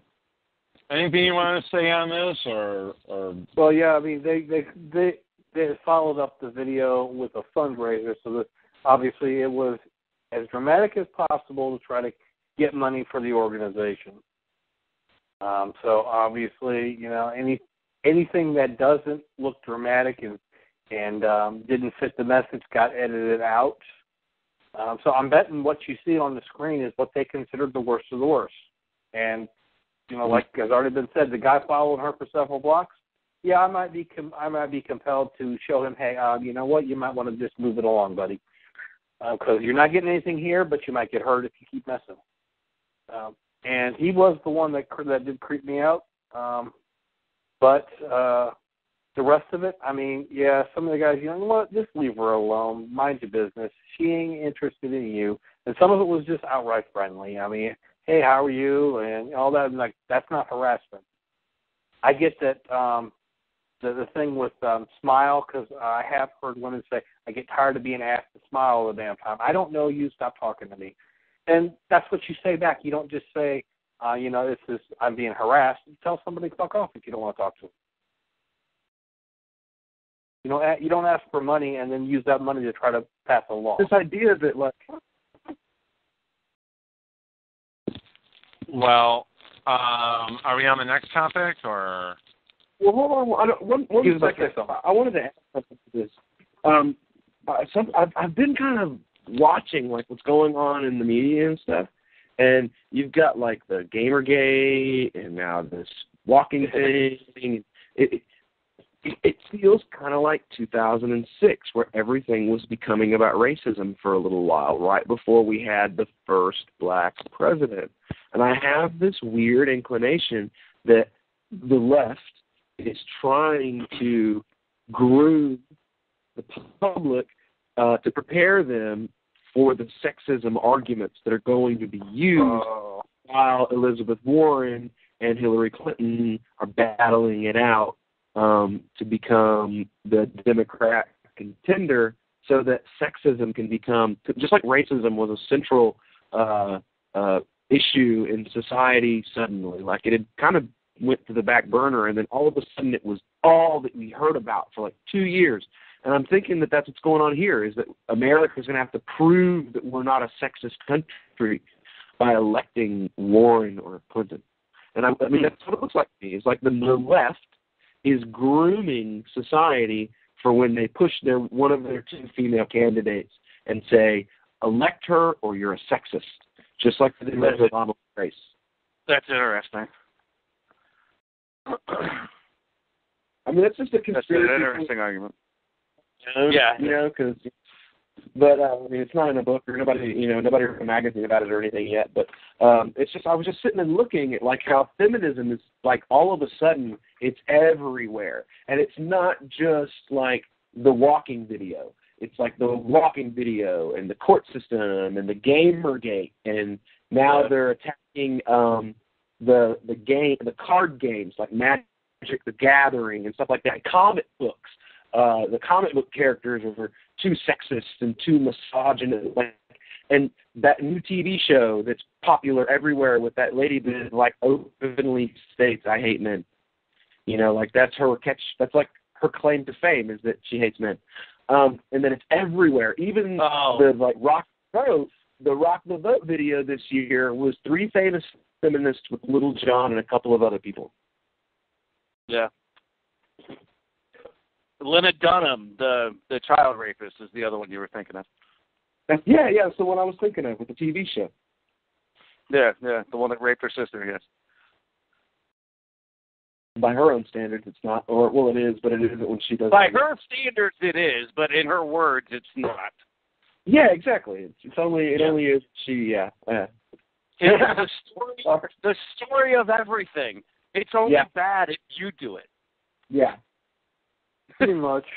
That's the way it is. Every Republican politician who has ever been caught with a hooker and coke, okay, it's only bad if you do it. Yep. Just like every liberal who raped her sister, it's only bad if you do it. Exactly. Oh, Lord, that sounds so awful. Oh, my God, that's the bar that we have set for our country. It makes you want to, I don't want to live in this planet anymore. One thing about the feminists is there's actually a war right now in between the different generations, and you've got the latest version was third wave, and a lot of these Lena Dunham and people like that aren't even third wave. There's something new that they're all talk, they don't have facts, and they're pissing off the older feminists who are like, you guys are so out of control, calm down. It's amazing to see some of this stuff. It's like even on Facebook, I've been seeing the people who are like, I need feminism because my old man will go down on me when I'm bleeding. Yeah, you saw that one too? I had to throw up. Oh, man. Yeah, which it was like, well, obviously you took it the wrong way because you're supposed to be going down on him when you're bleeding. But anyway, it's like this new movement that's an old movement that's being rehashed now, and it's like, we didn't need it before. Right. Oh, my God, the Tea Party of the feminist movement. Right. Yeah. Oh, my God, I just coined that. I'm going to go put that on my website. Lena Dunham, the Tea Party favorite left. Oh, I love it. Oh, yeah. Now, go ahead, Todd. Okay, so we've completely taken you off topic now. Sorry about that, Todd. Oh, that's okay. That's all right. That's understandable.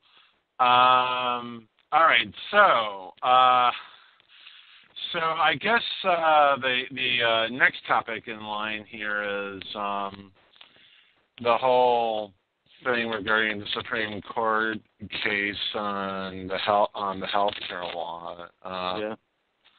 So. How else can they fuck this up? The Republicans aren't going to repeal it. They're going to bitch about it and talk about it and use it as a campaign strategy for the next 10 years, just like they did abortion.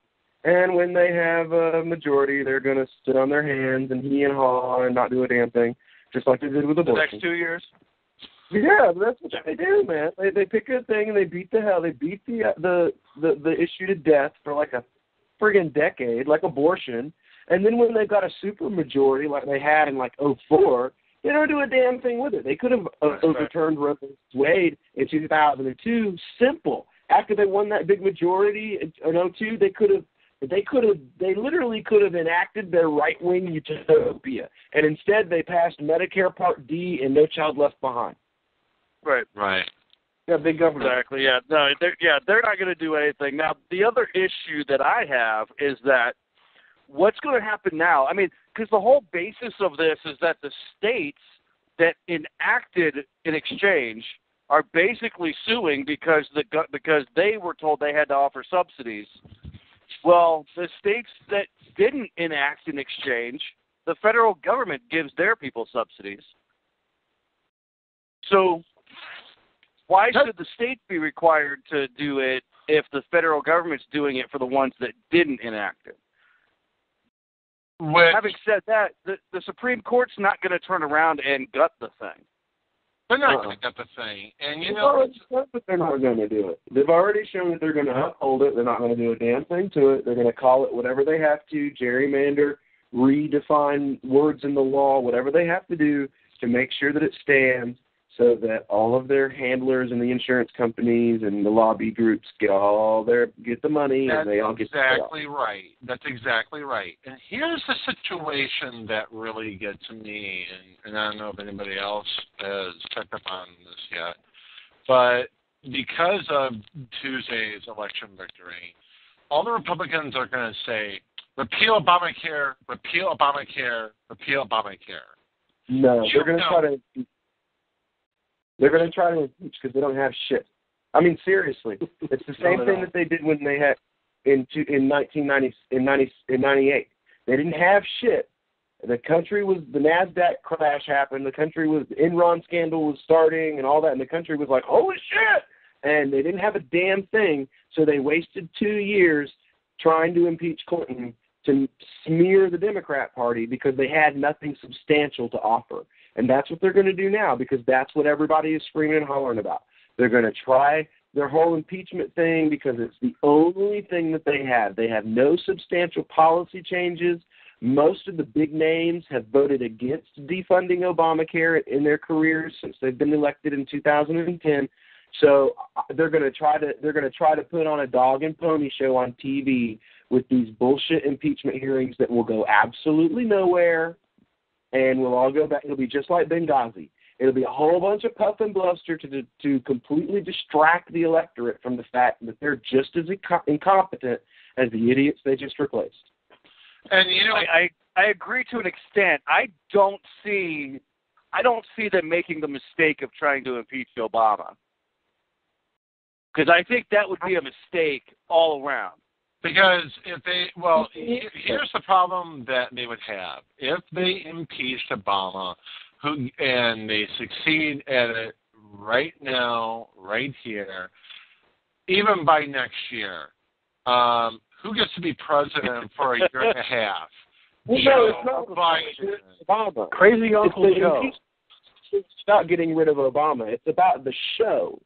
And I get that, but even 98. I mean, that's what helped them win in 2000. Was people were so disgusted by the Democrat Party because of the whole Lewinsky scandal that helped the Republicans.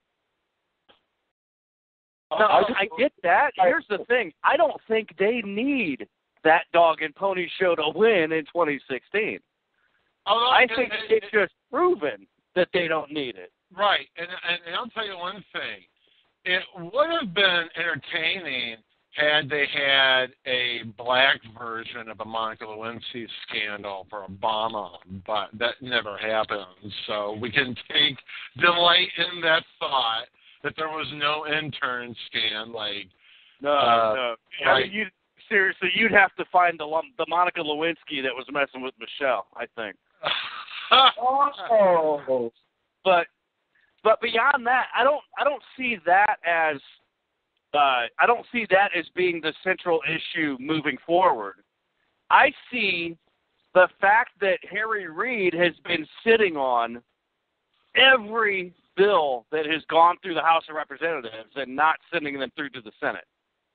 If McConnell starts getting some of that stuff passed, I see that as the stepping stone of, here's why we're better than the Democrats, because we can get shit done. And look, Obama's sitting there not signing any of it. Well, what's that all about? Well, I think that would be more of a central issue to the 2016 election than an impeachment hearing would be. You're right. How about I know you're probably wanting to say something in light of all this. Please endow us with your brilliant wisdom, Jim. Well, yeah, that would be interesting to see if Mitch decides, hey, you know what, let's look at some of this stuff that's been sitting around and see if we can put some points on the board.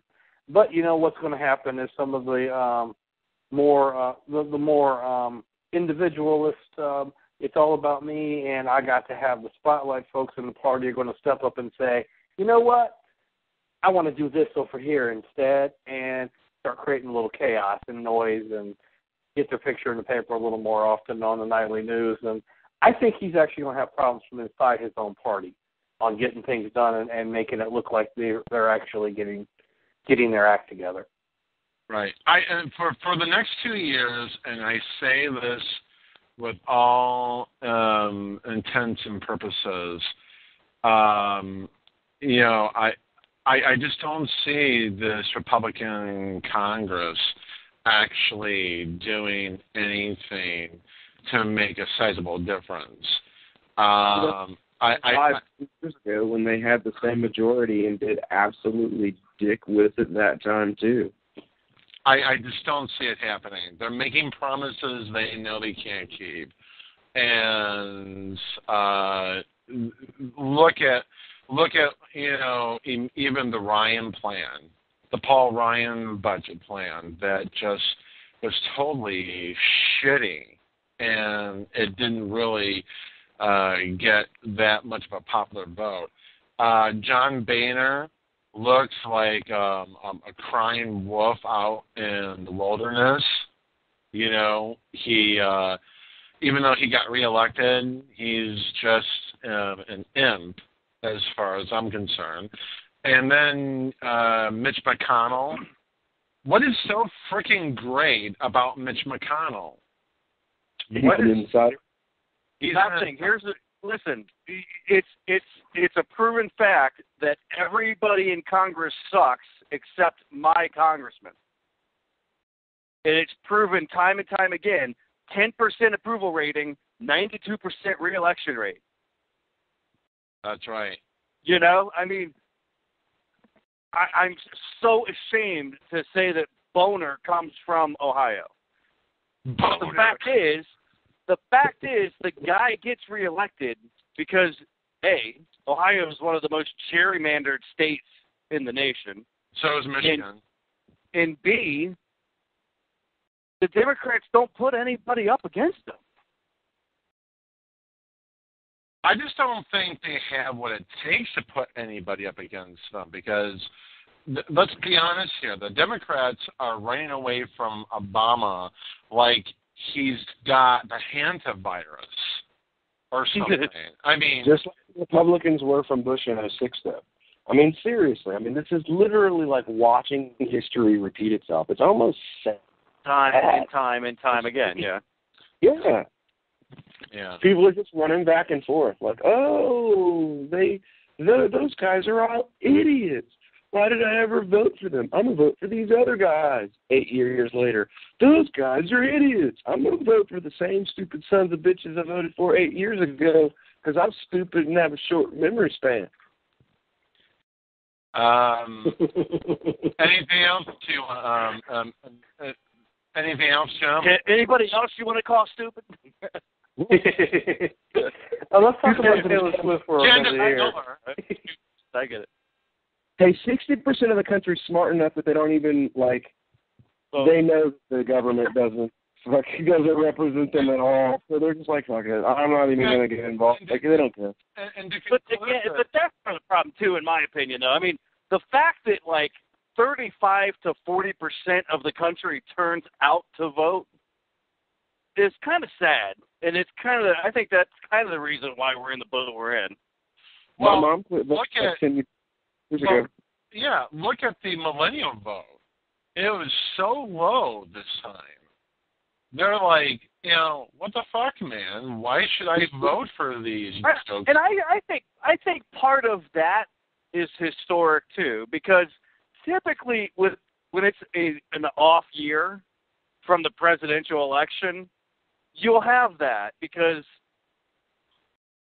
really, what difference does Congress make? I mean, I think more millennials are moving to like a post-political philosophy, though. Like, I'm seeing more millennials, they're embracing either like a left-leaning social anarchism or like a right-leaning like voluntarism. Like, I'm seeing a lot of the younger movement is they're more interested in, like, they see that the system itself is not just broken, but they think probably put together that way purposely, and they're rejecting like Russell Brand is the new big guy, and he's a mutualist. You know, like he's an anarcho-socialist.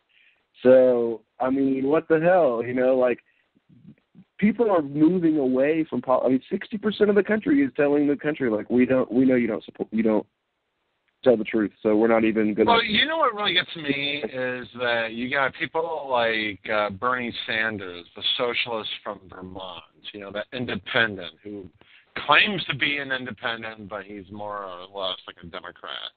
And no, he's a socialist. He's not a Democrat. He's way, way more socialist than your average Democrat. Bernie Sanders, he's way more to the left than the average. Yeah, independent is just a number next to his name. I mean, right. Compare him to like an Alan Grayson or something like that. He's way more to the left. He's worse than Alan Grayson or the Democrats, but what I find particularly disgusting about this guy, he was on Bill Maher last night, and he goes, the American people, according to the polls, the American people want jobs programs. No, they don't. No, the majority of the American people want jobs, period. They want jobs, not jobs programs. No, I'm saying it's true. What he said last night was, well, they want jobs programs. Jobs programs meaning government programs? Are you seriously? I mean, come on, give me a break. They want. They would like to have a job, but more importantly, it would be. They think it would be nice if they could have a career. But the economy has stalled. A lot of companies are sitting on cash because there's no telling where ObamaCare is going to go in the next few years. If it's going to destroy the economy even further, or just keep it standing still for no fucking apparent reason. So. There you go, Bernie Sanders. Yeah, getting back to our prior guest, I thought it was funny when she brought up Obamacare as if it was something new. Or did the Republicans tax the bill? Yep. Yeah. Yeah, really. I was flabbergasted. That's why I said Nixon. Oh. Yeah, I brought up Nixon because there was a similar plan at the time. Yep. Yeah, I mean, look, it's based off of ObamaCare, for God's sakes. I mean, it's not like it's a Democrat stronghold there. I mean, it's not a Democratic stronghold, but I think wasn't the medical device tax a new phenomenon that the Democrats came up with to put into Obamacare? Because I don't remember Republicans pushing for that in the 90s. There's a few things that they're saying that they could probably take out as the Republican Congress, and that was one of them. They were saying the medical device tax is one thing that the Republicans could pass and say that's not something that we're going to include. Right. Well, the new mantra isn't get rid of socialized medicine. Right. The new mantra is repeal and replace, not repeal. But the message has changed. It's not about getting rid of socialized medicine and that, government medicine is socialism like it was in 2010. Now it's about, well, we need this kind of a program. We just need one that the Republicans pass so that they get the credit for it in their majority, not one get credit for it. To put a fine nail to the coffin here, Republicans are against government involvement in health care only if they don't benefit from it. When they start benefiting from it, then that's when they do an about-face saying, oh, we're for, government form of health care, except it's done our way. Medicare Part D. That's a simple example of what you're talking about. Medicare Part D was a Republican president, a Republican-controlled House and Senate, and it was their socialized medicine program. Just like same thing with No Child Left Behind was their Common Core. They did all the same things that the Democrats did. They just put their program in place. So and they can benefit from it. And changed it to the Democrat program, so now the Democrats get credit for it. So now the Republicans will go in and they will just replace it with a bill that they wrote that will be almost exactly the same, and now they can tell voters, we're the ones who got you health care. It's not about getting rid of socialism. It's about being the one who gets to take credit to the voters for the things that the free stuff that they get. And it doesn't matter which party steals one other party's thunder, as long as they get credit for it, as long as they benefit from it, as long as they protect their interest groups like the insurance companies, who were the biggest benefactors in the formation of the public option, a.k.a. ObamaCare, a.k.a. the Affordable Care Act, then that's all that matters to them. Mm-hmm. Yeah, the only thing worse than partisan politics is bipartisan support, because that means both of them are screwing you. Right. Yeah, the only time they get together is when something bad's happening, like the NDAA or Patriot Act. It's like the only time they agree with each other. Yeah. So there's another thing that I think we should bring up. You ready, Jim, or you want to go for it, or? Which one were you wanting to talk about next? The one about, I think you'll love this, Will. And this is Rula Jibril on Real Time. And I took the sound bites from the show. Did you watch that, Jim, or did you happen to see that, by the way? I saw some of the discussion online. I try to avoid Bill Maher at all costs. Well, this is what Bill Maher said, because he was invited to Berkeley University, which is going to be happening in December, by the way. And he was invited by a number of students to give a commencement speech because the students there are graduating. Well, there was another faction of the students at the same university who were against him from showing up because of comments he made about Islam, that he made against Muslims, that he made regarding the war on Islam and whatnot. And this is what I think you'll find this very interesting, because this is what he said to Berkeley, and I think everybody will. This is like almost 4 minutes long. If you can tough it out, here it is. Next issue, Berkeley. Normally I would throw in an issue and let the panel then just interrupt me, which they always do before I even finish the question. But all week long I've had all these requests for interviews about this. Let me just get out my statement about it, because I could have been asking, and I said I would save it for HBO because they pay me. So here's what happened. A couple of months ago, I was asked to deliver the commencement speech for Berkeley's December graduation. I was like, great. I love Berkeley. I'm off in December, and it'll be a sentimental journey. Who doesn't remember their graduation in December?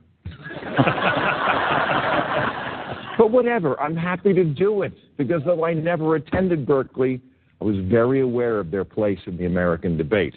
On the far left, in a country where the Democratic Party is sold out to the center and even the right, this is what is needed. This is why I wanted to accept this invitation. And they invited me because it was the 50th anniversary of something that is legendary on that campus, the Berkeley Free Speech Movement.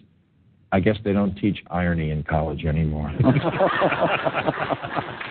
And then a few weeks ago, Ben Affleck was on our show, and we had a discussion about Islam that I've had 1,001 nights with a lot of other people. But he's an A-list movie star, so now our very deep media started to care about it. It's always easy to do a story about somebody being mad at somebody. So when a few thousand people online who didn't have to do anything more than click a button, who didn't even go to Berkeley necessarily, wanted to be me to be disinvited as the commencement speaker, because, you know, I'm a racist.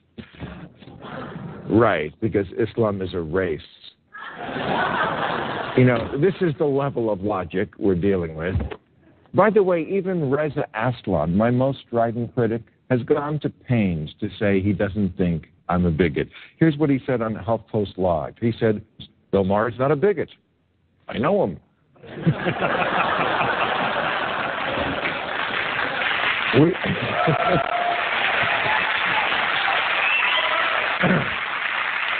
We are friends. We hang out with each other backstage. He loves having me on the show, despite the fact that he disagrees with me on a lot of things, and that shows the kind of person that he is. If even my most respectable critic, who's a Muslim, says this, what leg does this protest have to stand on? He and I disagree on some stuff, but he's always welcome on this show. That's how it's done, kids.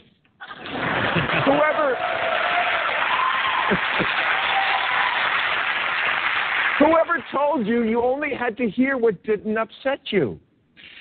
So anyway, the university has come down on my side, saying what I hope they would say all along, which is that we're liberals. We're supposed to like free speech. So I want to come. I'm planning to come.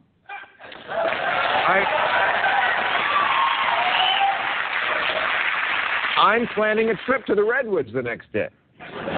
My only reservation in not coming is the argument that it will be a media circus and turn what should be a day about the graduates, which it should be, you, into something else. I don't want to do that. It's the only reason I would ever pull out. But let me say this to those students worried about that. I promise, this will be your day. This is a commencement speech. The issue is you. My speech is, I hope, going to be about you and whatever tips that I thought could I actually help you in life, because I already lived through it.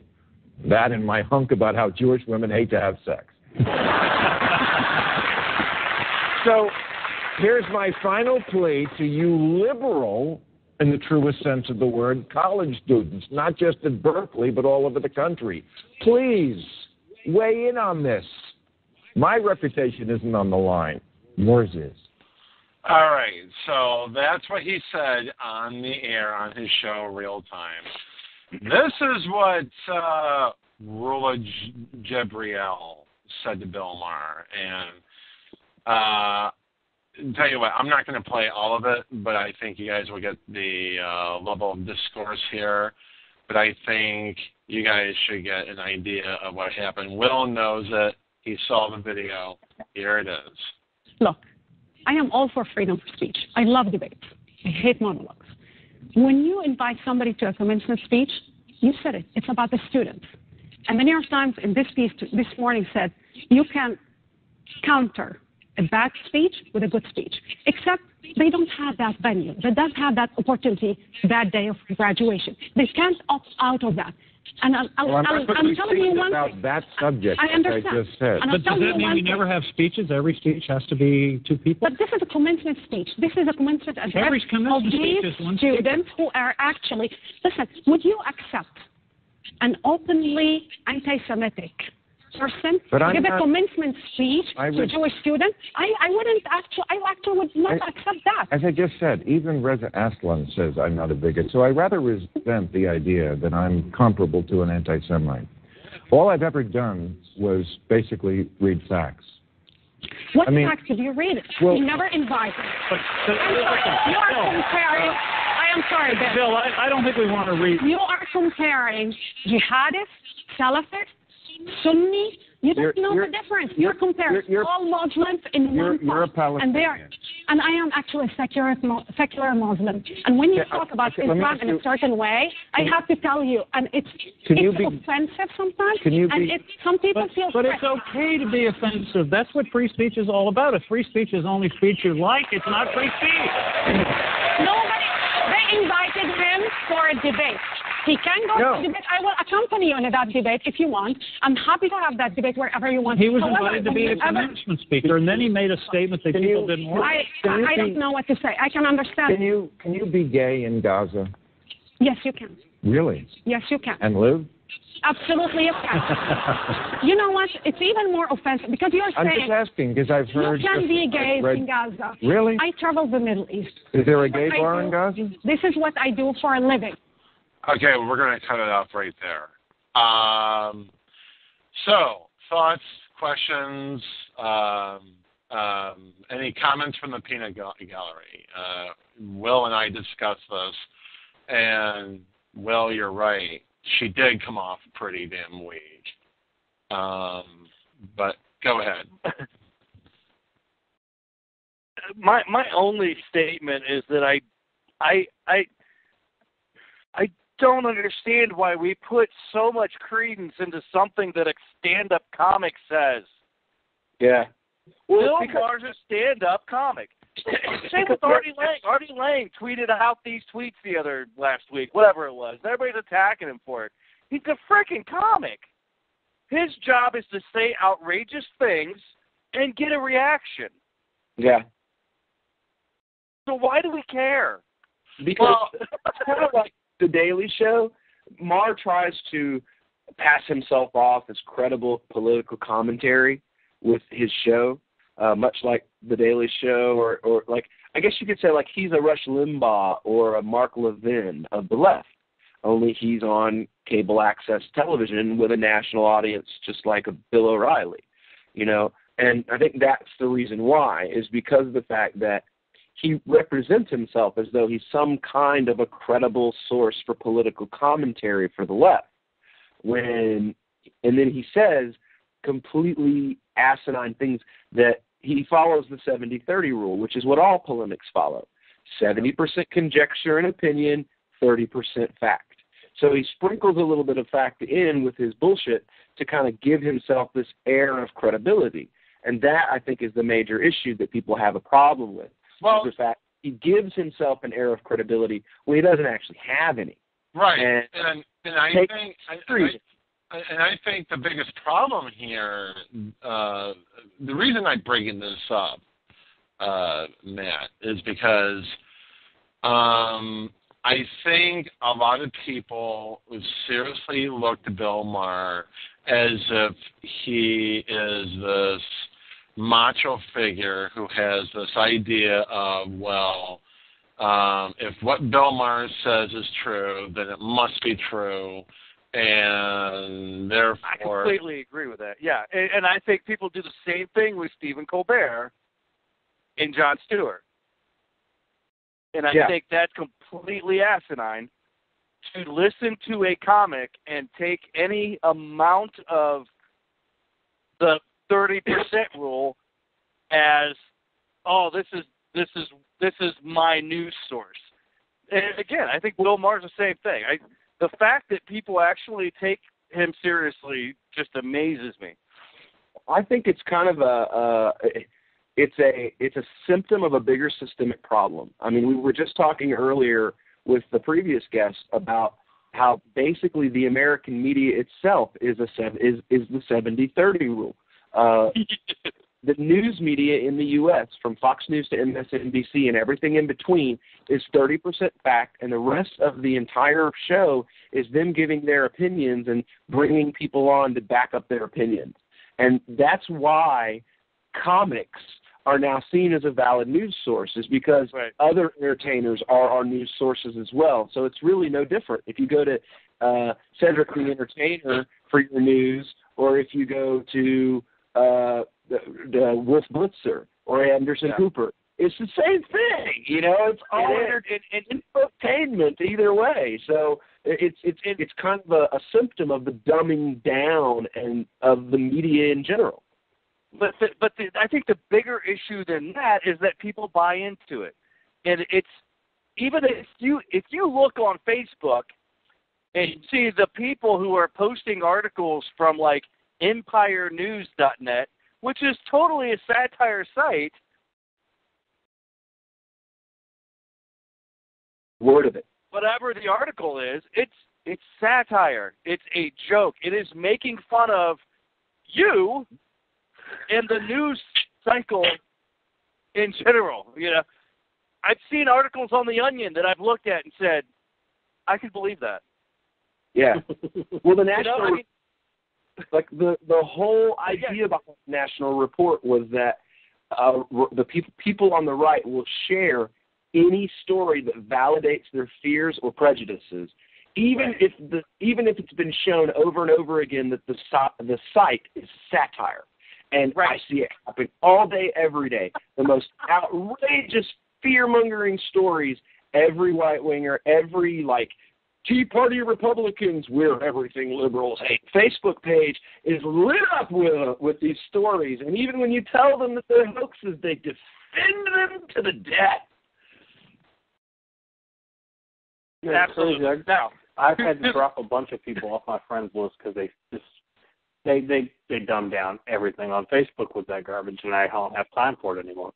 After you tell them a few times, hey, you're being taken in. You're doing it wrong then, Jim. What you need to do is set up a group of those people and feed them. Just copy every outrageous story you can and only share it with that group. Right. You will be their hero, you know. You will be their hero because you are if I can work on an advertising deal, maybe I can make some money off of it. You know, I mean, as activists, like people like you and me, like you work in Ohio, I work here in Tennessee, as activists, if we could get rid of the fantasy part, you know, like the fantasy land that these people have built around themselves and just have discussions in the realms of fact. Well, I guess the point that I want to bring up here is that, you know, these stand-up comics like Bill Maher, Stephen Colbert, or John Oliver, although I have to admit I happen to like John Oliver better than... And I'll be completely honest, I think John Oliver is one of the best news sources out there. I don't care what anybody says. He's much better than Bill Maher. He's more entertaining than Bill Maher. And he might even be 60% truth, 40% made up. You know, I mean, it's... Yeah, that goes without saying. I'm not saying that I wasn't completely like, wow. Especially the coverage of drone strikes. I mean, that was... Yeah. You know, you literally want to cry. Little children are scared of blue skies. You know, like the way that he put it was so poetic. It was just mind-blowing because that's literally the reality of the situation is you have children like my kids' age that are scared of clear skies. Yep. Well, I guess the biggest thing but aside from him, I think what really gets me is these comics act like they're fucking journalists. They're not journalists. They're just stand-up comedians who just have some sort of a random opinion. Like, their opinion's supposed to carry a lot of fucking weight. And that's the big problem. Too many people put way too much stack in what these asshats say. And they really just don't understand that, you know, that these comics are there to pump themselves up. You know, it's like they're like the football star, and the audience are nothing but the cheerleaders sitting down with their pom-poms waving in the air every single time he makes a stupid comment right in front of his guests. You know, like that's really intelligent. Like he has anything noteworthy to say. So, but that's what's become news nowadays. It's more or less infotainment and not really investigative journalism. It's not like how journalism used to be. Walter Cronkite. And I mean, but here's the other thing too. When you look at the evolution of that, so if you go back to like FDR's time, journalists didn't report on anything but the bare facts that they needed to. Nobody knew that the guy was paralyzed. Yeah. Because they didn't report that stuff. Because you know what? It didn't really matter to the story. It didn't matter to the news cycle. And then you had like the Nixon, where the news cycle was so in depth that the media itself is forcing presidents out of office. Yeah. Yeah. And now we've come almost what I would call first full circle, but we're in a point now where the government owns the media. Well, I don't think it's the government that owns the media. I think it's the same corporate interests that own government now own media.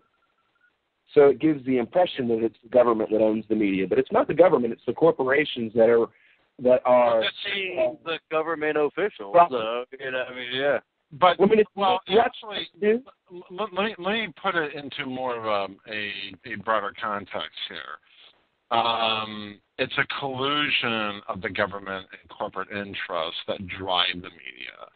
Because if you look at what's become of the news age these days.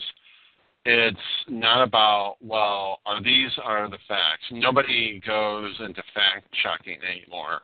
It's like, well, this guy says this in another piece, so it must be true because this guy wrote it to be true.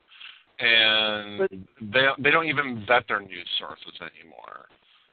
Part of that has to be blamed on the audience, though, because again, I mean, even going back to the whole Facebook thing, if I see something that I get a feel from, I'm going to share it, whether it's real or not. Right. And that's kind of, I think, where our news cycle is now, is if I can make the audience buy into this and feel something from it, then I've done my job. Right.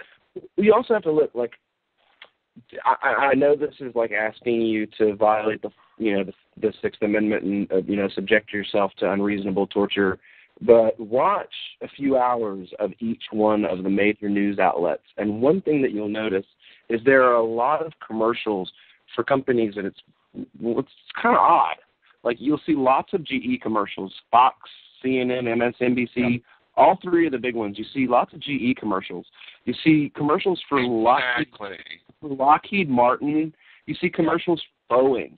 And, I personally, I don't need a Hellfire missile to put over the mantle. So why the hell is Lockheed Martin? What am I buying from this company, right? Yeah. Or better yet, why do you have the Chase credit card advertising and all these media outlets, and they're making a killing off of?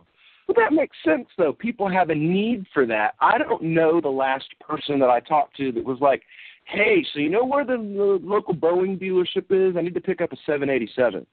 It just, at least Chase bank cards, it makes sense because people actually, have a use for those. Whereas Lockheed Martin and Boeing advertising on their media sources is illogical. Nobody in the general public is purchasing products from Boeing or Lockheed Martin.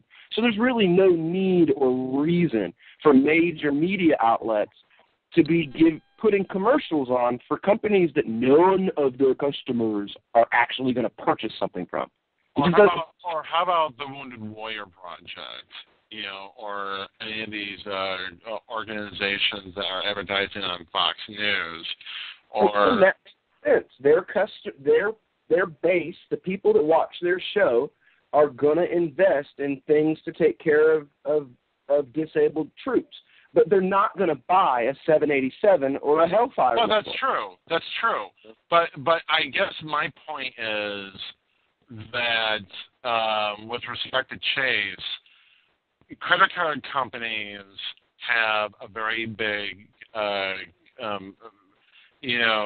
corporate influence in Congress anyway. They get subsidies and a lot of welfare in order to get things done their way, too. Look at how they've changed the deal in Congress. It used to be where if you got a credit card, it was fixed. Nowadays, it's variable APR rates. And that was largely done thanks to the Dodd-Frank bill. A lot of it was done part of, because of what happened in 2008, the financial collapse, we had to, bail out the banks and also the credit card companies that were in default. So, I don't have a problem with credit card companies trying to make a profit for a service that it's offering to its customers. What I do have a problem is that they do get taxpayer subsidies in one form or another, and that's where the disadvantage that the American public have. They don't have any control over how their money is being best spent.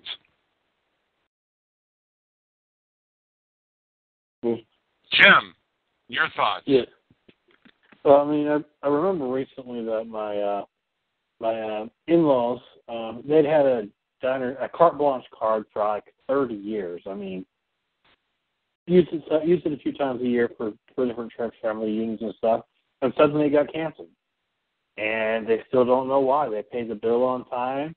I guess they weren't making enough money off of it, and I'm wondering if, as you just mentioned, some of the legislative changes may have made it so it was just not profitable for them, so they canceled their card because they weren't carrying enough debt. But I just found it weird. I didn't even know they still had carte blanche cards. Yeah, they were old-fashioned like that. Yeah, I haven't heard anybody say one of those cards in a long time. Okay. I guess that really puts an end to that topic right there.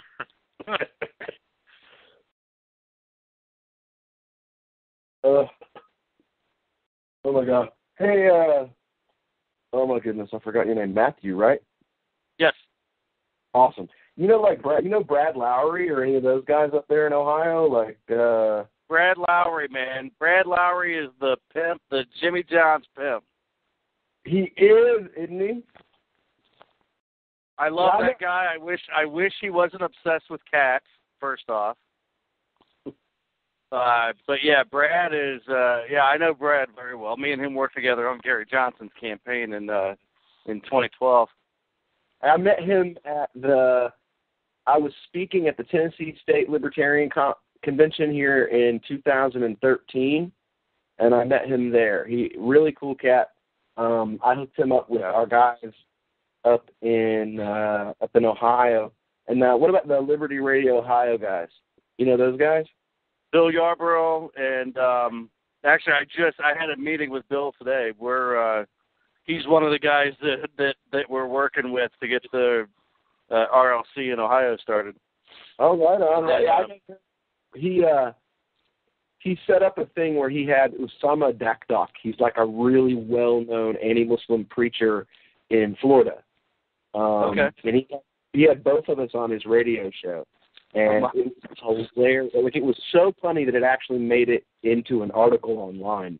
By the time the interview was done, he had Dakdok like foaming at the mouth, talking about how he would rather see America suffer another 9/11 than elect a Muslim to a city council in a single town in the U.S. And Bill was like, whoa, wait a second. Let me give you the opportunity to clarify what you just said. Now, based on what you just said, what I heard was you would rather America have another 9/11 than Muslims be assimilated and involved in American government. And he said, yes, absolutely. 2 9/11s, whatever it takes for Americans to realize that they should hate Muslims as much as I do. And Bob, wow. He was just like, okay, like he was speechless because he literally gave the guy the opportunity to like take that back, correct himself, and not advocate the death of thousands of Americans. And he was like, no, I'm completely serious about that. I would really like to see a lot of dead people in this country so that they could hate as much as I do. And Bill, so I guess on that note, we're going to go to the next guest. What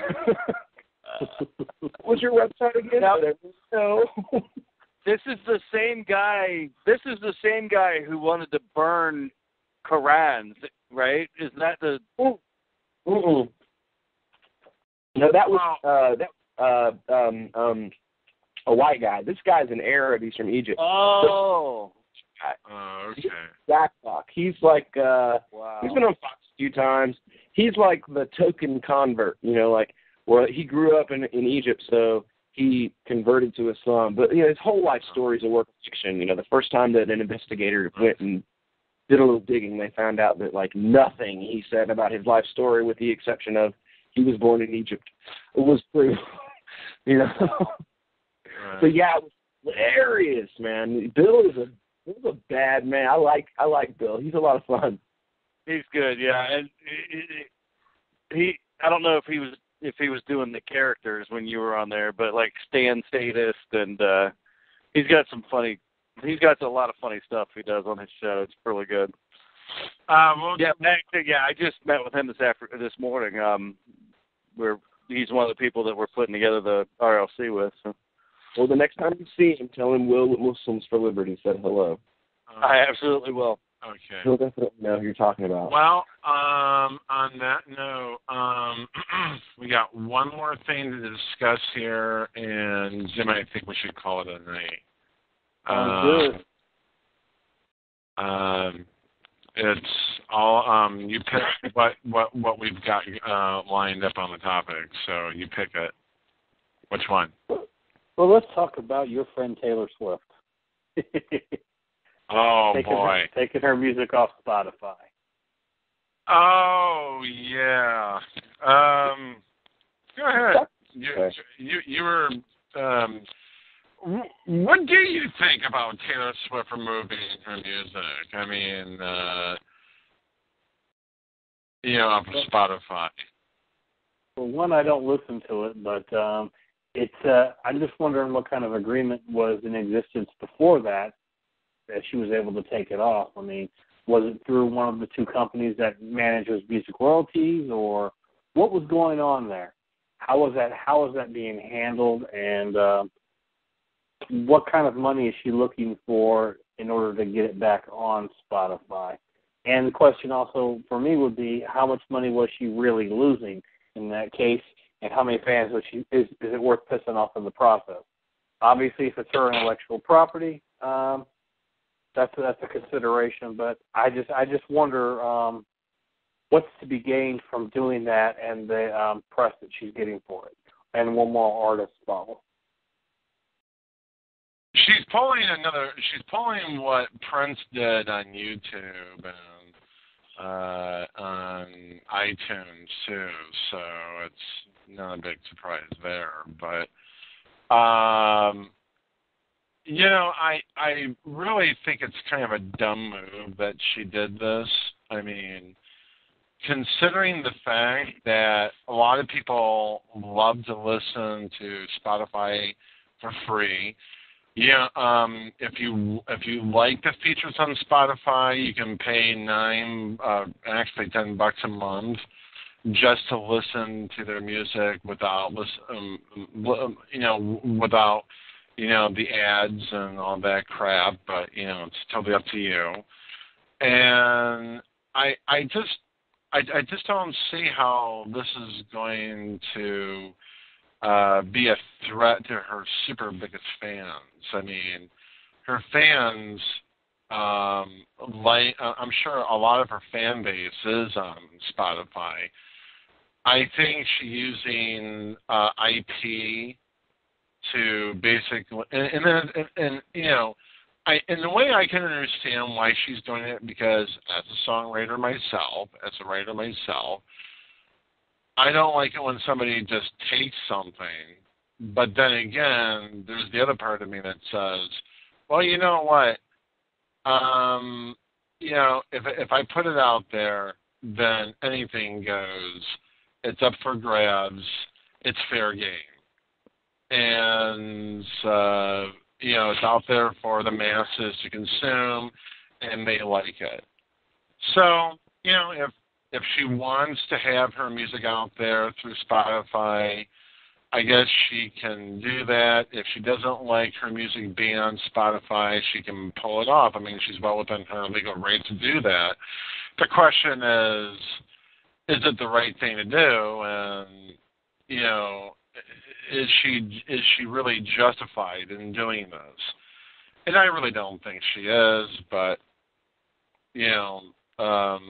I think IP laws are just ridiculous themselves, because I use Creative Commons, but... let me ask you this, Todd. Let's say that you turn on the TV tomorrow and there is a Chevy commercial on using one of your songs. I would welcome the publicity. But let's say they gave you no credit and they gave you no paycheck. So nobody even knows it's your song. It's just playing on the commercial, and they've just said, you know what? We found it online, so we're just going to use it. To me, that to me, the issue is all about IP. Eventually, like, if it's popular, if just like that one, the song that with the chick dancing in that Acura commercial, those people ended up becoming massively popular off of that, and not because there was like something in the commercial that said this song is by these people, because that wasn't there. People went out and sought out who did this song. That'll happen. If it's popular, Sure. people are going to seek out who it came from. That's right. And, Matt, to be quite honest, nobody's going to go out and take my song and just say, oh, I wrote it. Because I could legally sue them for doing that. Exactly. And but nobody is going to do that because it's going to prove that they didn't come up with the idea. I did. And, but that being said, I'm not looking to sue every single person who wants to use my song in a commercial. If they want to use it, that's fine by me. Just credit me. That's fine by me. The only thing I do ask is, well, if they're going to pay me, well, then I guess maybe we can, set up a price, a rate for the royalties and all that. The royalty rate, whatever they may be. But, I'm not a big fan of the current copyright system. I think it gives corporations way too much power and way too much leverage over copyrights because artists don't have control over their copyrights anymore. The big corporations do. And they have exclusive control over that property. I mean, case in point, I remember back in the 1990s when Vanilla Ice, remember that song, Ice Ice Baby? Yeah.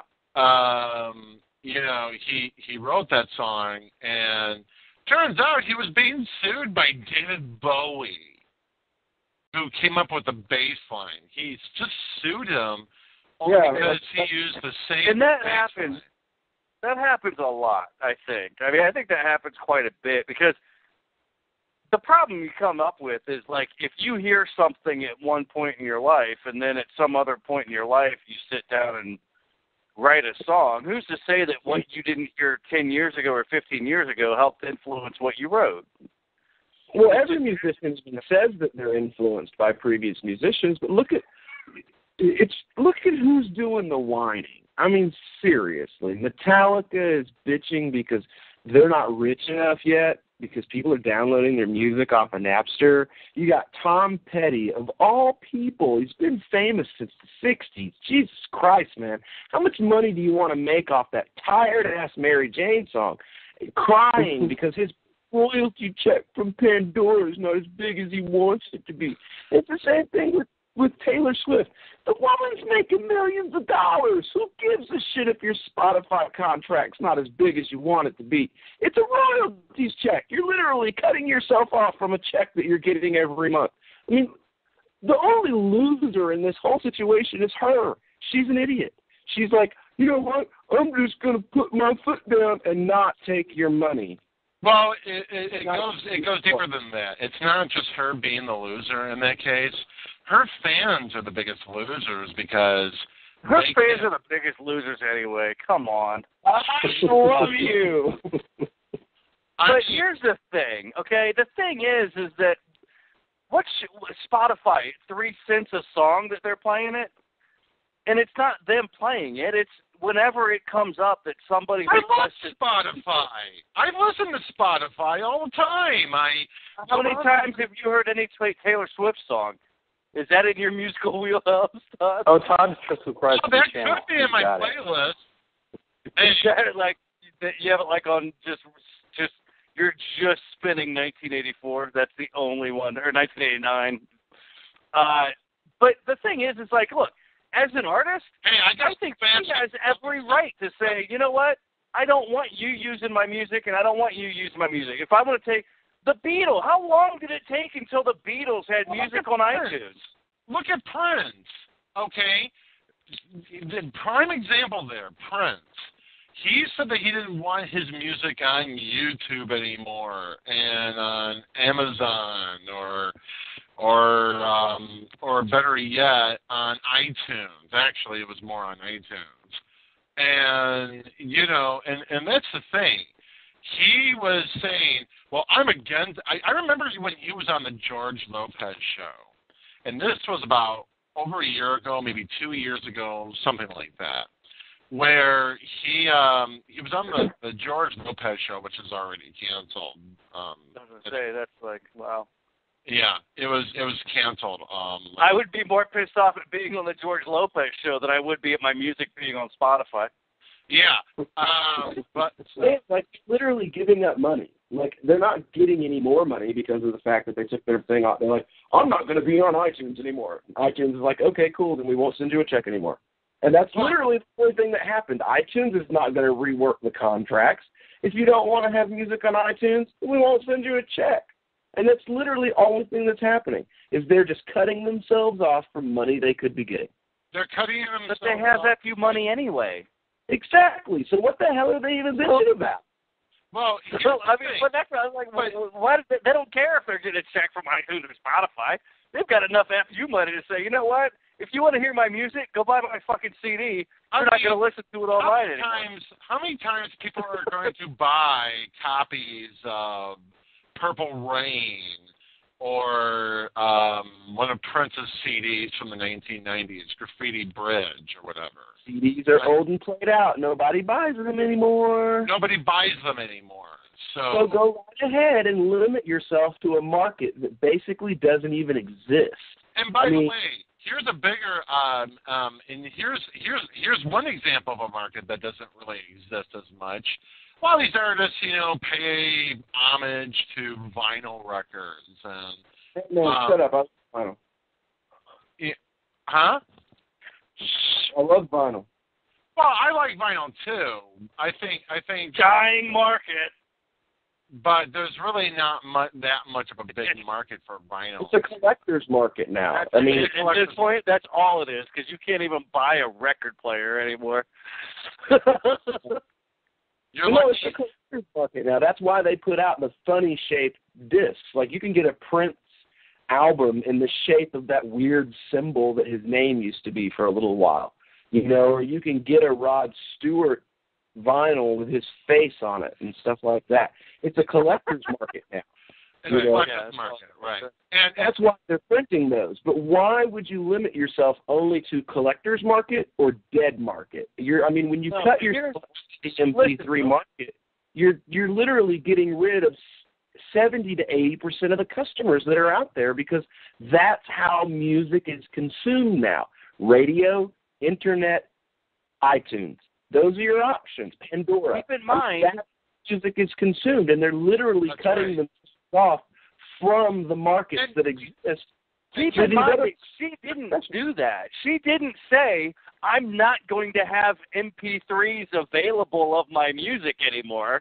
All she said was, if you want to hear my music for free, you're going to have to listen to it on the radio. That's all that she's doing here. And pulling her music off of Spotify. You know something? That's the stupidest thing that she's doing. Because here's the situation as I see it. Let's get back to the Prince example when he was on the George Lopez show. He was going, well, I don't mind if the fans sing my music. It's when they cover my music. Come on! People cover songs all the time. Like, you've never covered music yourself, Prince? Really? You've been locked away at Paisley Parks for so many years that nobody hasn't even tried to cover your songs? Like, you haven't covered a song yourself? I am willing to bet with Prince's ego, the answer to that is no. I bet he has his music piped into every room in his mansion. You know what? I would not even be surprised if there was a different album on in every room. Yeah. This guy, no. Has he ever done a cover? Negative. He has only ever done his own music. Yeah. Well, sure, in live shows, a lot of bands in live shows have like a song that was very inspirational to them in their youth or something, that they decide to do their own version of it. They only do in live shows and stuff like that. Metallica did a whole album of it. Yeah, and it was terrible. Somebody should have shot them. And to be quite honest, he said that, well, because my music is being covered, nobody will know what my music was like since now it's being covered. It's like, fucking shit. People cover it is because they love his music. Like, that's the whole reason people cover songs, is because they're awesome. People love them in their original form, so now they want to do it too. I mean, that's the whole principle behind it. So Burns doesn't even know what he's talking about. I mean, the guy's been locked away at Paisley Parks for so many years, and all of a sudden now he's complaining that his music is being released through the DMCA for artists who actually do covers of his song. In fact, he should be humble. He should be flattered that they're trying to, cover a song. Simply because it's, bringing a new generation into his music. I mean, who covers? Who do? You cover the greats. What kind of? When you think of cover bands, what do you think of? The Beatles, Led Zeppelin, Leonard Skinner, Pink Floyd. Cover bands. We make bands dedicated to them. All, like every city has a Jimi Hendrix cover band. So if your music is being covered, that means you're one of the greats. Just sit back and be happy. No, let's be. Kiss has a lot of cover bands. I would never ever put them in with one of the greats. Yeah, but theatrical maybe, but theatrical, yeah. I think more of the shock value. I mean, they had a disco album, for God's sakes. They can't be in that group. Well, what about Alice Cooper? I mean, does he belong in that group? Oh, Alice Cooper, hands down. I mean, but again, that was bands. I've never really heard of an Alice Cooper cover band. I've heard of but he's one that was definitely theatric.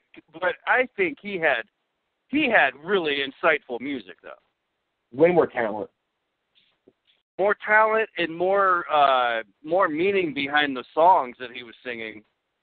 For sure. I mean, his songs had a meaning. I mean, he's a very intelligent guy.